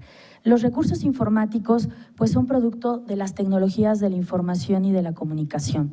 Dentro de ellos solo puedo ilustrar y mencionar algunos, no son todos, sin embargo, por el tiempo de exposición, me concreté a los que yo considero más importantes y que podemos aplicar en procesos de investigación, que nos ayudan mucho a facilitar, como bien lo decía el maestro Zarco, este proceso artesanal. En realidad la investigación es un proceso artesanal, pero nos permite, a partir de estos recursos, que este proceso artesanal sea más ágil y sobre todo optimizar los tiempos. Dentro de estos recursos electrónicos tenemos bases de datos, tenemos bibliotecas virtuales, repositorios institucionales y gestores de referencias. Las bases de datos pueden ser especializadas o multidisciplinarias. Ejemplo de las bases de datos especializadas, ya las mencionó incluso el doctor Federico, BILEX, LexisNexis, la plataforma de Tirán-Loblanche, de Thomson Reuters, en donde pueden encontrar artículos y libros justamente en materia jurídica. LexisNexis y BILEX les proporcionan información no solo de artículos y de documentos académicos, sino también de normas, de legislación, de jurisprudencia, de tratados. BILEX, de hecho, es una herramienta que está gratuita o de libre acceso para trabajadores y alumnos de la UNAM. Otro punto son las bibliotecas virtuales. Un ejemplo de ellos y el más simbólico y significativo pues es justamente la biblioteca del Instituto de Investigaciones Jurídicas, donde ustedes pueden consultar artículos y artículos de revistas, de libros, al igual que los repositorios institucionales, que son como un plus de las bibliotecas virtuales, ofrecen mucho más servicios para quienes deciden darle visibilidad a sus artículos y a los textos a partir de estos repositorios, pero que de igual forma nos sirven para acceder a información. Y finalmente tenemos los recursos electrónicos, los gestores de referencia. Estos gestores de referencia como Mendeley, Zotero, ResWord, RIS, de proveedores como Elsevier, ProQuest, nos proporcionan una herramienta muy útil sobre todo para la reflexión y el análisis de los procesos de investigación. Bueno, bajo estas líneas muy generales, el primer impacto o el primer supuesto que yo identifico de las TICs en los procesos de investigación, pues es sin duda alguna que requiere la capacitación de aquel que investiga. Aparentemente esto pues son líneas que todos suponemos, ¿no? Sí, efectivamente, yo quiero utilizar una base de datos, quiero utilizar una plataforma, quiero utilizar un gestor de referencias, tengo que capacitarme.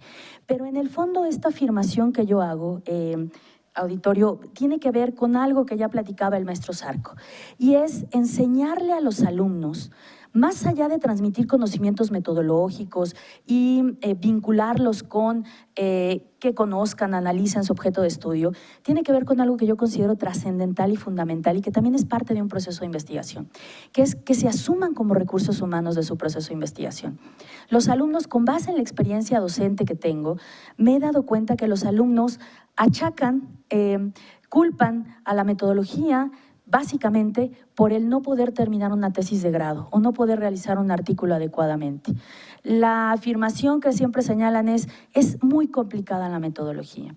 En realidad, me parece que el problema no está en la metodología, ni está en la forma en la que pueden acercarse a conocer el objeto de estudio, sino en una ceguera del rol y del principal rol, de hecho, que tienen en la realización de un proceso de investigación.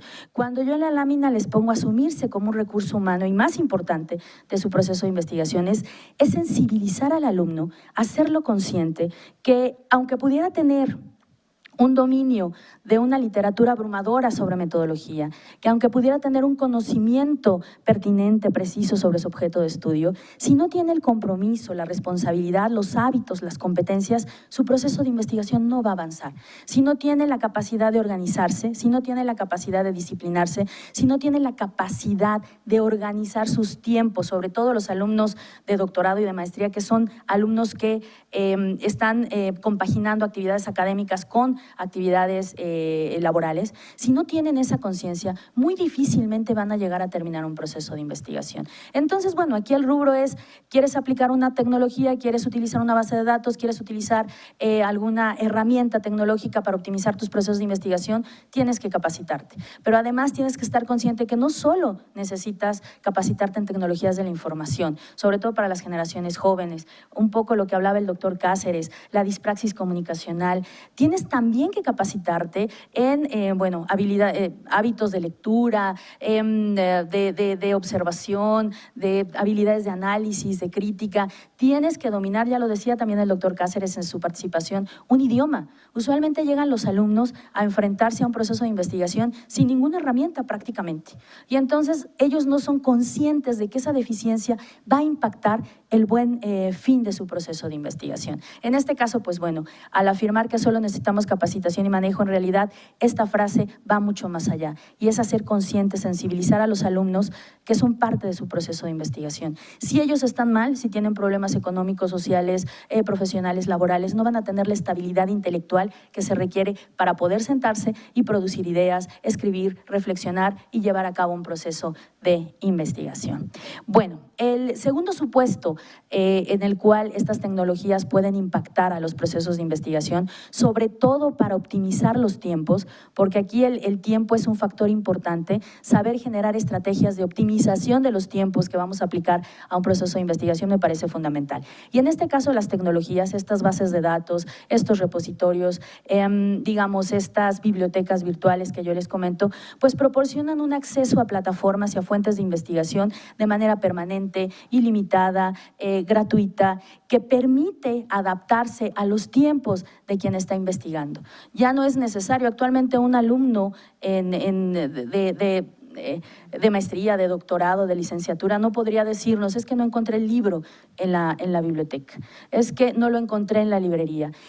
Las bibliotecas, las librerías siguen siendo fuentes importantes para que los alumnos puedan obtener información, pero las tecnologías de la información a partir de todos estos recursos electrónicos les permiten justamente tener un fácil acceso, poder generar estrategias de optimización de tiempo para poder acceder a este tipo de recursos. Además, las plataformas especializadas como Vilex, LexisNexis, incluso la misma biblioteca virtual que tiene la DGB y que está a disposición de todos los alumnos y docentes de la UNAM, tiene el filtro de tener investigación de calidad, que ya lo refería el doctor Federico, que es sumamente importante y que, si no mal recuerdo, también en otras mesas se ha venido comentando cómo obtener formación, cómo obtener información de calidad. Bueno, recurriendo en ocasiones a estas bases de datos que son altamente especializadas y en las cuales vamos a encontrar productos y libros académicos derivados de un rigor científico.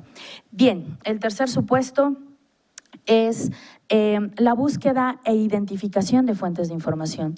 Con estos recursos electrónicos, en realidad, la búsqueda que podríamos hacer de manera lisa y llana, tan sencilla como lo hacíamos en tiempos anteriores, se potencializa. Ya no hablamos de una búsqueda de información, hablamos de una estrategia en la búsqueda de información. Por mucho que uno tenga una vaga idea del tema que queremos investigar, cuando hablamos o utilizamos estos recursos electrónicos, estamos hablando ya de estrategias de búsqueda de información. Estas estrategias nos implican la aplicación de los famosos operadores booleanos, que les comento, derivado de mi experiencia docente, muchos alumnos en maestría, en licenciatura, llegan básicamente sin saber el manejo de estas herramientas. Los navegadores o los buscadores como Google los tienen muy mal educados, ¿no? Muy mal informados, porque solo están acostumbrados a introducir el término, las palabras como tal, ¿no? Derechos humanos, juicios orales, pero no aplican las herramientas o estos operadores booleanos, que son en realidad conexiones lógicas entre los términos que estamos buscando. Y esto nos ayuda mucho porque nos permite buscar un tema asociado a otro tema, buscar un tema excluyendo ciertos aspectos o dimensiones que no me interesan, nos permite buscar temas que puedan ser tratados como sinónimos. Entonces, en realidad, hablar ahora bajo esta aplicación de recursos electrónicos de estrategia de búsquedas, de búsqueda de información, implica mucho más allá que la noción de información que tenemos lisa y llana para buscar información. Implica que desde un inicio ya el que pretende investigar un tema está diseñando un conjunto de pasos, un pequeño método que le va a permitir obtener información, que aunque sea una información de corte exploratorio inicial, siempre va a ser mucho más rica y precisa que la que hagamos simplemente por la mera enunciación de los términos, sin la utilización de los operadores booleanos. Esto en realidad me parece sumamente importante, que a veces en el día a día el alumno no lo toma en cuenta, sobre todo abocándonos alumnos de licenciatura, de maestría y doctorado, y quienes han estado inmersos en procesos de investigación saben perfectamente que el tiempo que le dedicamos a una investigación debe ser de calidad. Y justamente estos recursos nos permiten optimizar esos tiempos, acceder a información puntual, precisa y mucho mejor delimitada que la que originalmente podríamos hacer a partir de introducir solo 2 o 3 términos sin la utilización de operadores booleanos. Además, las bases de datos que les menciono utilizan también ciertos filtros que les pueden ayudar a acotar su búsqueda de información por tipo de documento, sea un artículo, un libro, por periodicidad, por año, también por institución educativa. Tienen una serie de ventajas y de beneficios que ayudan, reitero, a optimizar los tiempos y la información que podemos obtener. Bien, El tercer supuesto de la aplicación de estas técnicas de investigación a los procesos de investigación es el uso de gestores de referencias. Los gestores de referencias son aplicaciones que nos permiten almacenar información, realizar análisis y reflexión, el registro del análisis y de la reflexión de la información que realizamos y organizar nuestro material. Nos permiten generar bibliotecas personales, nos permiten incluso, por lo que bien comentaba el doctor Cáceres al final de su participación anterior, generar redes. Los gestores de referencias como Mendeley tiene una comunidad científica. Uno baja el programa, funciona, por ejemplo, Mendeley a partir de 2 plataformas, una en línea y una de escritorio. Ambas se tienen que sincronizar constantemente y estas plataformas no solo te permiten bajar de las plataformas de bases de datos documentos y almacenarlas, sino también te permiten buscar qué otra persona, qué otro investigador que forma parte de Mendeley está trabajando tus mismos temas. Puedes establecer contacto. De hecho, Mendeley tiene una red como Facebook, pero en el ámbito académico,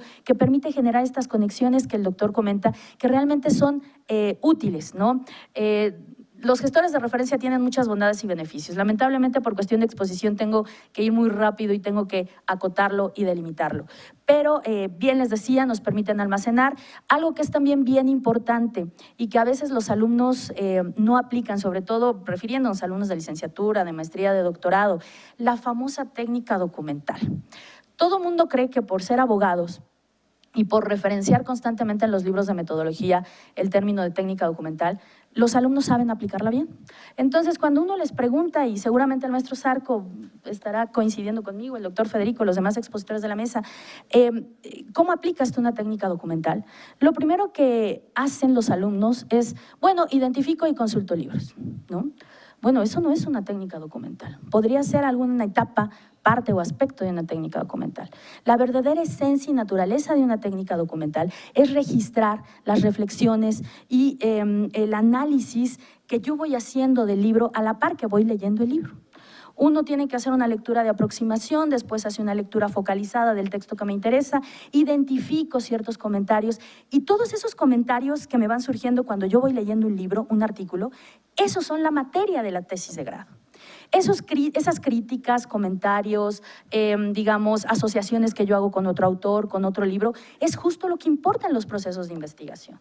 De forma tal que cuando uno está leyendo algún texto que interesa su tema, tiene que tener a la mano alguna, cuaderno, algún procesador, alguna computadora, donde cada idea que vaya evocando, cada párrafo, cada lectura, tiene que registrarse, porque justo ahí es donde está el insumo, la materia de lo que posteriormente se va a convertir en una tesis. Los gestores de referencia nos permiten hacer esto y nos permiten coadyuvar este proceso. Lo que hace uno es baja el documento, lo incorpora a esta plataforma, abrimos el documento y estilo lo que se puede hacer en PDF, se subraya, pero también nos permite insertar notas de comentario. Como estas notas que aparecen en Word en sus computadoras, las pueden anexar en los documentos que van leyendo. Y eso es de gran valía, porque ahí es donde está la tesis. Recuerdo que en algún momento alguna alumna me decía, bueno, ¿qué chiste tiene hacer una tesis? No le encuentro sentido si solo es cortar y pegar. No, una tesis no es cortar y pegar. Una tesis es producto de un arduo trabajo intelectual, artesanal, producto de reflexión, de análisis constante, y es justamente esa reflexión la que debemos privilegiar, la que debemos guardar, la que debemos almacenar. Yo recuerdo en algunas colaboraciones del doctor Cáceres, no tengo ahorita se me viene a la mente algún libro en donde él hablaba justamente de extensiones de la memoria para poder registrar información. Pues es justamente lo que tenemos que hacer. Finalmente me voy a apresurar porque he estado controlando el tiempo de los demás expositores y me parece que yo puedo incurrir también en pasarme algunos minutos. Finalmente, otro supuesto o otro impacto de estos gestores de referencia es ayudarnos al sistema de citas. Cuando nosotros estamos elaborando un documento, un artículo, un ensayo, una tesis, a veces los alumnos tienen demasiada complicación con poder realizar tesis, no solo en los lineamientos del Instituto de Investigaciones Jurídicas, sino de manera general para utilizar el sistema APA, el sistema Harvard, el sistema ISO 690. Entonces, pues bueno, estos gestores de referencia nos permiten almacenar estas referencias, los datos de las fuentes que vamos a utilizar y simplemente con 2 o 3 clics poder insertar notas dentro del citas dentro del cuerpo del texto, pero también referencias bibliográficas ordenadas alfabéticamente y con todos los requisitos del sistema de citas que estén buscando. Así que, pues bueno, las ventajas que tienen estos gestores de referencias, sobre todo ahora en la presentación de resultados, no solo en el análisis y en la reflexión, como anteriormente lo comentaba, sino ahora en la presentación de resultados, pues es un aporte interesante. Funcionan un poco los que quizás conozcan, los que conozcan Word, como esas herramientas que aparecen en la parte superior de Word, donde dice insertar citas.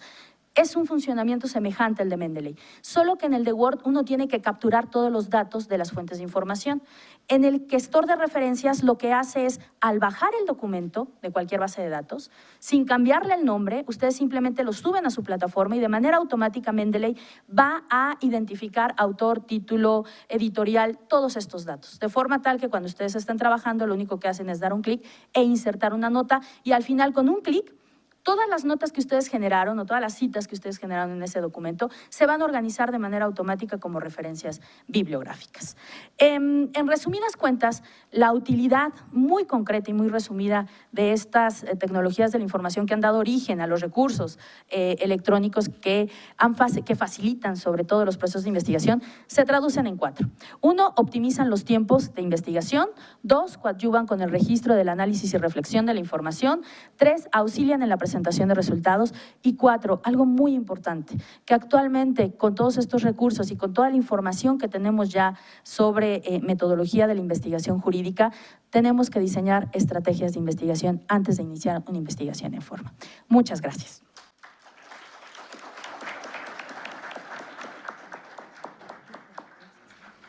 Bien, bueno, continuando con la mesa, finalmente toca el turno de el maestro Francisco Javier Villalón Esquerro.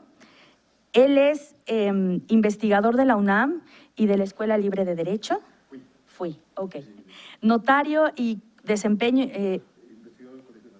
del Colegio de Notarios, con desempeño como abogado en el Banco Nacional de México.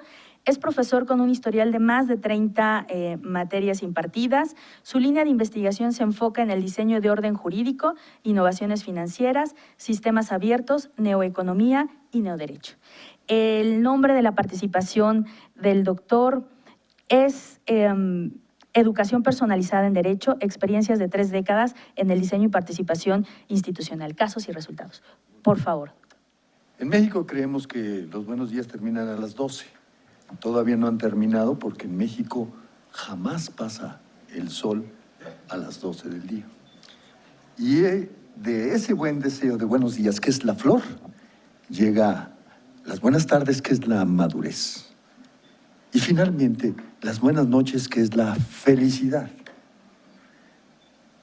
En uno de sus puntos más interesantes, el punto único de Wittgenstein dice que de lo que no se puede hablar, vale callar. Pero no es que no exista, hay muchas cosas que sentimos, que vemos, que gozamos en nuestra vida, de la que no podemos hablar. Ese es un agujero negro del derecho, el gran atractor, de lo que no habla esa tripartición de Dworkin o las demás, entre normas, reglas y principios. Existen entonces una serie de cuestiones importantes para replantear la educación personalizada. Les estoy hablando de una experiencia personal, pero también de lo que considero que es el jus romano, de lo que fue y es todavía el derecho mesoamericano, y de lo que realmente existe. El hombre, dice Tomás de Aquino, cuando se equivoca, yerra o peca, no existe. Impresionante.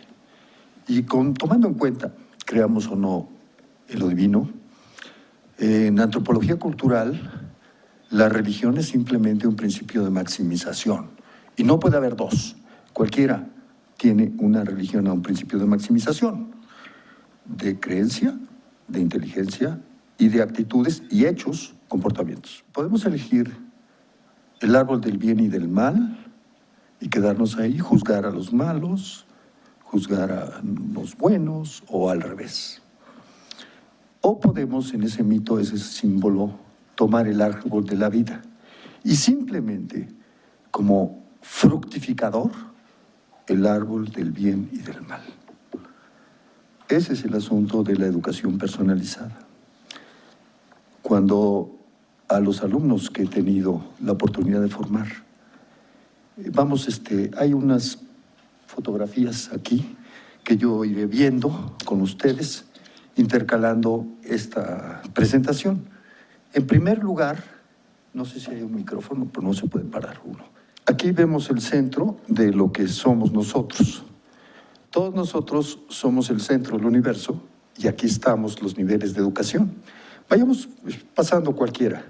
Voy a empezar a hablar y relacionar. ¿Qué hay en el calendario azteca? La feminidad que concibe. Si ustedes pueden ver acá, ¿qué ven en el perfil? ¿Qué figura ven en el perfil? Es la madre del derecho, de la tierra, de todo. ¿No ven un perfil de mujer allá, en el diseño de la tierra y las estrellas? Esta es una luz. Su boca está claramente el perfil de referente a las dos oposiciones de pirámides que existen. Las únicas en México son el Pico de Orizaba, por un lado, la más grande, y por el otro lado el Popocatépetl con la mujer dormida. Eso es lo que representa el calendario azteca. Y que ustedes son el quinto sol con los 4 elementos, que es la cruz de Quetzalcóatl.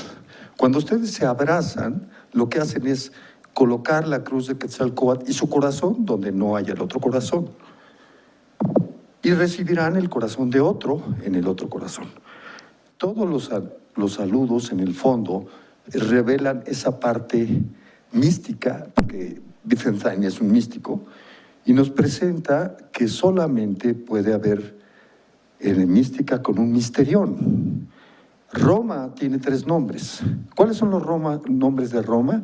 Representan el nombre público, lo que nosotros estamos en el derecho, digamos, la dualidad del asesinato entre Rómulo y Remo, Rómulo, un río, igual que aquí el valle, o representan ese proceso completo de los 3 nombres sagrados de Roma. El público Roma, el secreto Flor, Firenze, y el místico, que es el Mysterion, amor. Es decir, justamente la diferencia entre el mundo de relatividad, macromundo, y el mundo micro, que es el mundo cuántico que somos. Lo mismo tienen los nombres de México, pero tiene las 3 vocales. México puede tripartirse en una forma triúnica, o sea, uno solo y 3 personalidades o 3 personas distintas de dación en el tequio, que es la economía mesoamericana. Me dono en el otro. El asunto es, México con acento en la E representa lo que vivimos. México con acento en la I representa el reflejo del sol, que es la luna, el centro de la luna. Nosotros estamos en el centro de la luna. El reflejo de esto, el nombre profundo, es ungido en griego, pero Meshijó en hebreo significa ungido, en griego Cristo. No se trata de una cuestión de tipo religioso, estoy hablando de los significados de dación total. Hace 73 años empezó Alcalá Zamora aquí. Lo organicé, el que se quiso despedir en 1976 en La Libre, sus últimas conferencias el 22 al 24 de noviembre, que de hace 43 años. Como experiencia personal, vivo el rompimiento del derecho. El rompimiento del derecho, y en el Seminario de Derecho Romano y Tradición Romanista con el maestro Jorge Adame, discípulo también como yo de Dors, hay una nueva formulación. He propuesto que la definición de Dors de jus como ordenamiento de acciones típicas no es la definición de derecho romano. la definición de derecho romano en realidad no tenemos que bipartir. Eran las acciones típicas un chicle si no funcionaba la filosofía de consenso en el foro de testigos del derecho. Mucius Scaevola, el pontífice, fue asesinado y el año pasado traté de promover aquí un evento sobre los 2100 años de su muerte en el año 82. Ulpiano fue sacrificado cuando quiso hacer una constitución republicana en 224. Y Papiniano también. Las muertes de Sócrates, de Gandhi, de Jesús, el alejamiento de Lao Tse. Al discípulo en educación personalizada debe mostrarse esa dación completa de los tres papeles que somos padres, hijos y madres. La definición del ser humano como individuo de naturaleza racional, ser individual subsistente de naturaleza racional, no manifiesta sino lo que es nuestra esencia, pero no es nuestro ese, nuestro acto de ser es el mismo divino. Donarnos completamente. Eso nos acerca al mundo digital. Hace 22 años hubo un proyecto que presenté en una plataforma que era Sistemas Abiertos y Economía de la Gratuidad y Derechos sin Sanción. Creer que el derecho son normas, deberes, obligaciones, facultades, poderes, no tiene nada que ver. El asunto, como puse en el reglamento de gas natural, son las directivas. Y entonces, a través de la experiencia en varios años en diseño y cuestión de universidades, pude asesorar a 500 alumnos, aquí está uno de ellos, en un mes, en exámenes, cuando estudia realmente el alumno y se le abre. Y logré que personas en la libre, que los exámenes son de 1 hora, y que además estudian 7 días y todo el año, pudieran pasar algunos con media hora, otros con 2 horas, y de 17 alumnos de primer año, que el promedio es de pase 18%, logré que 16 de 17 pasaran y que el 80% tuviera 3 superiores o 10. Es decir, no leer, pensar antes y darse antes el maestro era la función de ese enorme conocimiento de lo divino y humano. Hoy, que es 20 de noviembre, que son los 500 años, ayer de esto, nosotros podemos ver en las imágenes y en la arqueastronomía cómo las señales de paso estaban dados precisamente por las montañas en un orden completamente celeste. El plano de la UNAM, que más adelante tengo, muestra un águila, una serpiente, un jaguar. El plano del Distrito Federal también muestra 4 rostros y más rostros. Si nosotros vemos el plano mundial, somos fractales de una unidad. Yo soy persona en la medida que me dono y vivo en ustedes, y ustedes son personas en la manera que me reciben totalmente y habito en ustedes. El amor forma una tercera persona. La universidad solo puede ser Universitas Personorum. Eso era el Fondo de Derecho Romano y el ayuntamiento. La educación personalizada es la posibilidad, como he mostrado aquí a este alumno que viene conmigo, demostrar cómo, por ejemplo, toda la ley de títulos de operaciones de crédito no tendría razón que existir, simplemente compensarlo. Existe el fundamento legal en el Código Civil.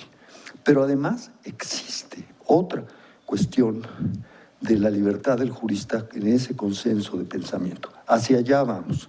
En la ley del notariado del 99-2000, que ahora es actual, la definición del jus, de lo justo concreto y de una serie de cuestiones del Estado, de que somos nosotros la garantía institucional del orden jurídico, no solamente un colegio como el notario federal, cada abogado, cada investigador, cada persona, cada alumno.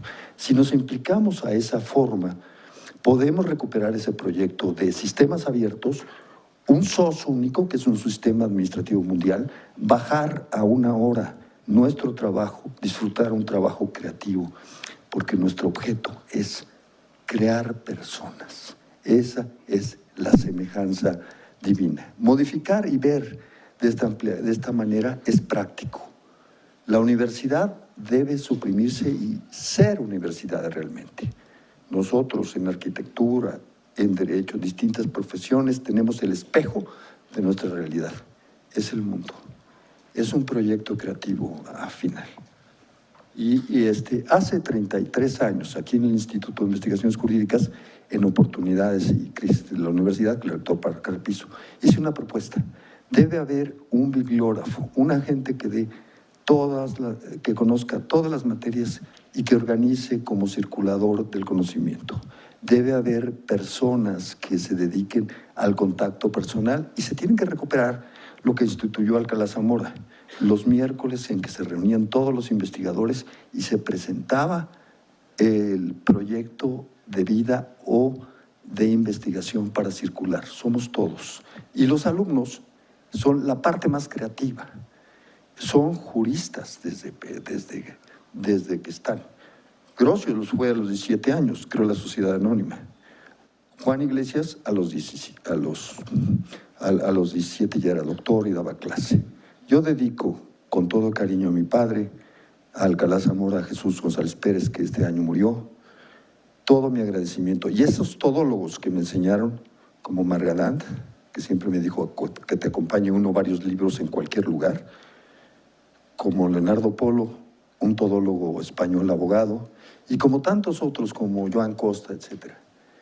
Cada uno de ustedes es una computadora cuántica, un genio que tiene dones brutales. Y estamos en el mundo de los libros. Que yo conozca, no conozco una sola persona que haya logrado entender una sola vez un solo libro. Muchas gracias, doctor. Pues bien, damos paso a la sesión de preguntas y respuestas. Aló, buenos días con todos, o buenas tardes. Totalmente de acuerdo con el doctor Alberto Suárez en el momento que señala que el siglo XXI es el siglo de los derechos del DESCA. En el Ecuador, donde yo soy oriundo, uno de los derechos constitucionales y del buen vivir es el vivir en un ambiente sano, ecológicamente equilibrado. El problema está quién nos indemniza, quién nos garantiza esos derechos, el Estado o la sociedad. Totalmente de acuerdo. Con la compañera que hizo la investigación, la doctora Carolina Belleza, mi pregunta es, usted hablaba acerca de la valoración de la prueba de los juicios, en los juicios orales, y hablaba acerca de cómo medir la honestidad. Yo le pregunto, ¿qué instrumento utilizó para medir la honestidad? La primera pregunta. Y bueno, con el doctor Emilio, aquí hablaban de competencias. Yo soy uno de los cuestionadores de las competencias, porque ya bien lo dijo Enrique, las competencias nació en Bolonia y eso es más dirigido a la parte empresarial, para hacerle al trabajador competente. En educación no cabe para mí la competencia, porque los seres humanos no tenemos competencias, sino capacidades. Y cuando estudiaba pedagogía, mi profesor de pedagogía, Osvaldo Ruiz, me decía, el ser humano tiene 3 capacidades cognitivas, afectivas, psicomotrices, lo que hoy día llaman desarrollo integral. Por tanto, en la educación nosotros tenemos que buscar las estrategias para que nuestros educantes desarrollen íntegramente sus capacidades y así hacerles competentes. Por otra parte, hay que diferenciar mucho en pedagogía lo que es profesor y lo que es maestro. En las universidades del Ecuador, el 85% son profesores, es decir, son abogados, son médicos, son arquitectos que se dedican a dictar la asignatura desde el punto de vista profesional, pero no desde el punto de vista pedagógico y didáctico. Somos pocos y eso está incidiendo en la excelencia y la calidad educativa. La pregunta concreta, ¿qué instrumento se utilizó para medir la honestidad de los testigos? En realidad yo no medí la honestidad de los testigos. Lo que hice fue que el instrumento estaba diseñado para verificar qué argumentos utilizaba el juez para verificar la honestidad de los testigos. ¿A qué se refiere la honestidad del testigo? Por ejemplo, usted va caminando muy así tranquilamente por la calle y ve a 2 personas que se están peleando. Y entonces, sigue su camino. Y entonces casualmente la policía los detiene y se los lleva y entonces a usted lo llaman como testigo. Y entonces usted dice, no, pues hace la descripción de lo que usted vio. Dice, bueno, es que yo iba pasando y vi a 2 sujetos que se estaban peleando y hace la descripción de cómo es que se estaban peleando, ¿no? Y entonces, pero derivado de las pruebas, se advierte que otros testigos dicen, no, es que era una obra de teatro. No es que el testigo haya mentido, no es que usted haya mentido. Lo que pasó fue que usted percibió de forma distinta el hecho a comparación de las otras personas, que ellos conocían un poco más el contexto y entonces ellos pudieron identificar que era una obra de teatro. Entonces, la veracidad o la honestidad del testigo va ligada precisamente a la creencia interna del sujeto. Es decir, que la persona realmente esté diciendo la verdad según lo que ella cree, pero que evidentemente derivado de la valoración conjunta o de la adminiculación o incluso de las siguientes preguntas que se hagan al testigo respecto a la objetividad y a la sensibilidad, pues se advierta que usted no es que esté diciendo mentiras, sino que percibió de forma diferente el hecho. Entonces, el instrumento está diseñado para verificar los argumentos que el juez utilizó para analizar la veracidad, atendiendo a las cuestiones de psicología del testimonio como la huella interna y externa de memoria. Pues bueno, por cuestiones de tiempo necesitamos dejar la réplica de preguntas y respuestas. Sin embargo, no creo que haya ningún inconveniente porque al final de la mesa puedan acercarse a los expositores y de manera personal realizar algunos comentarios.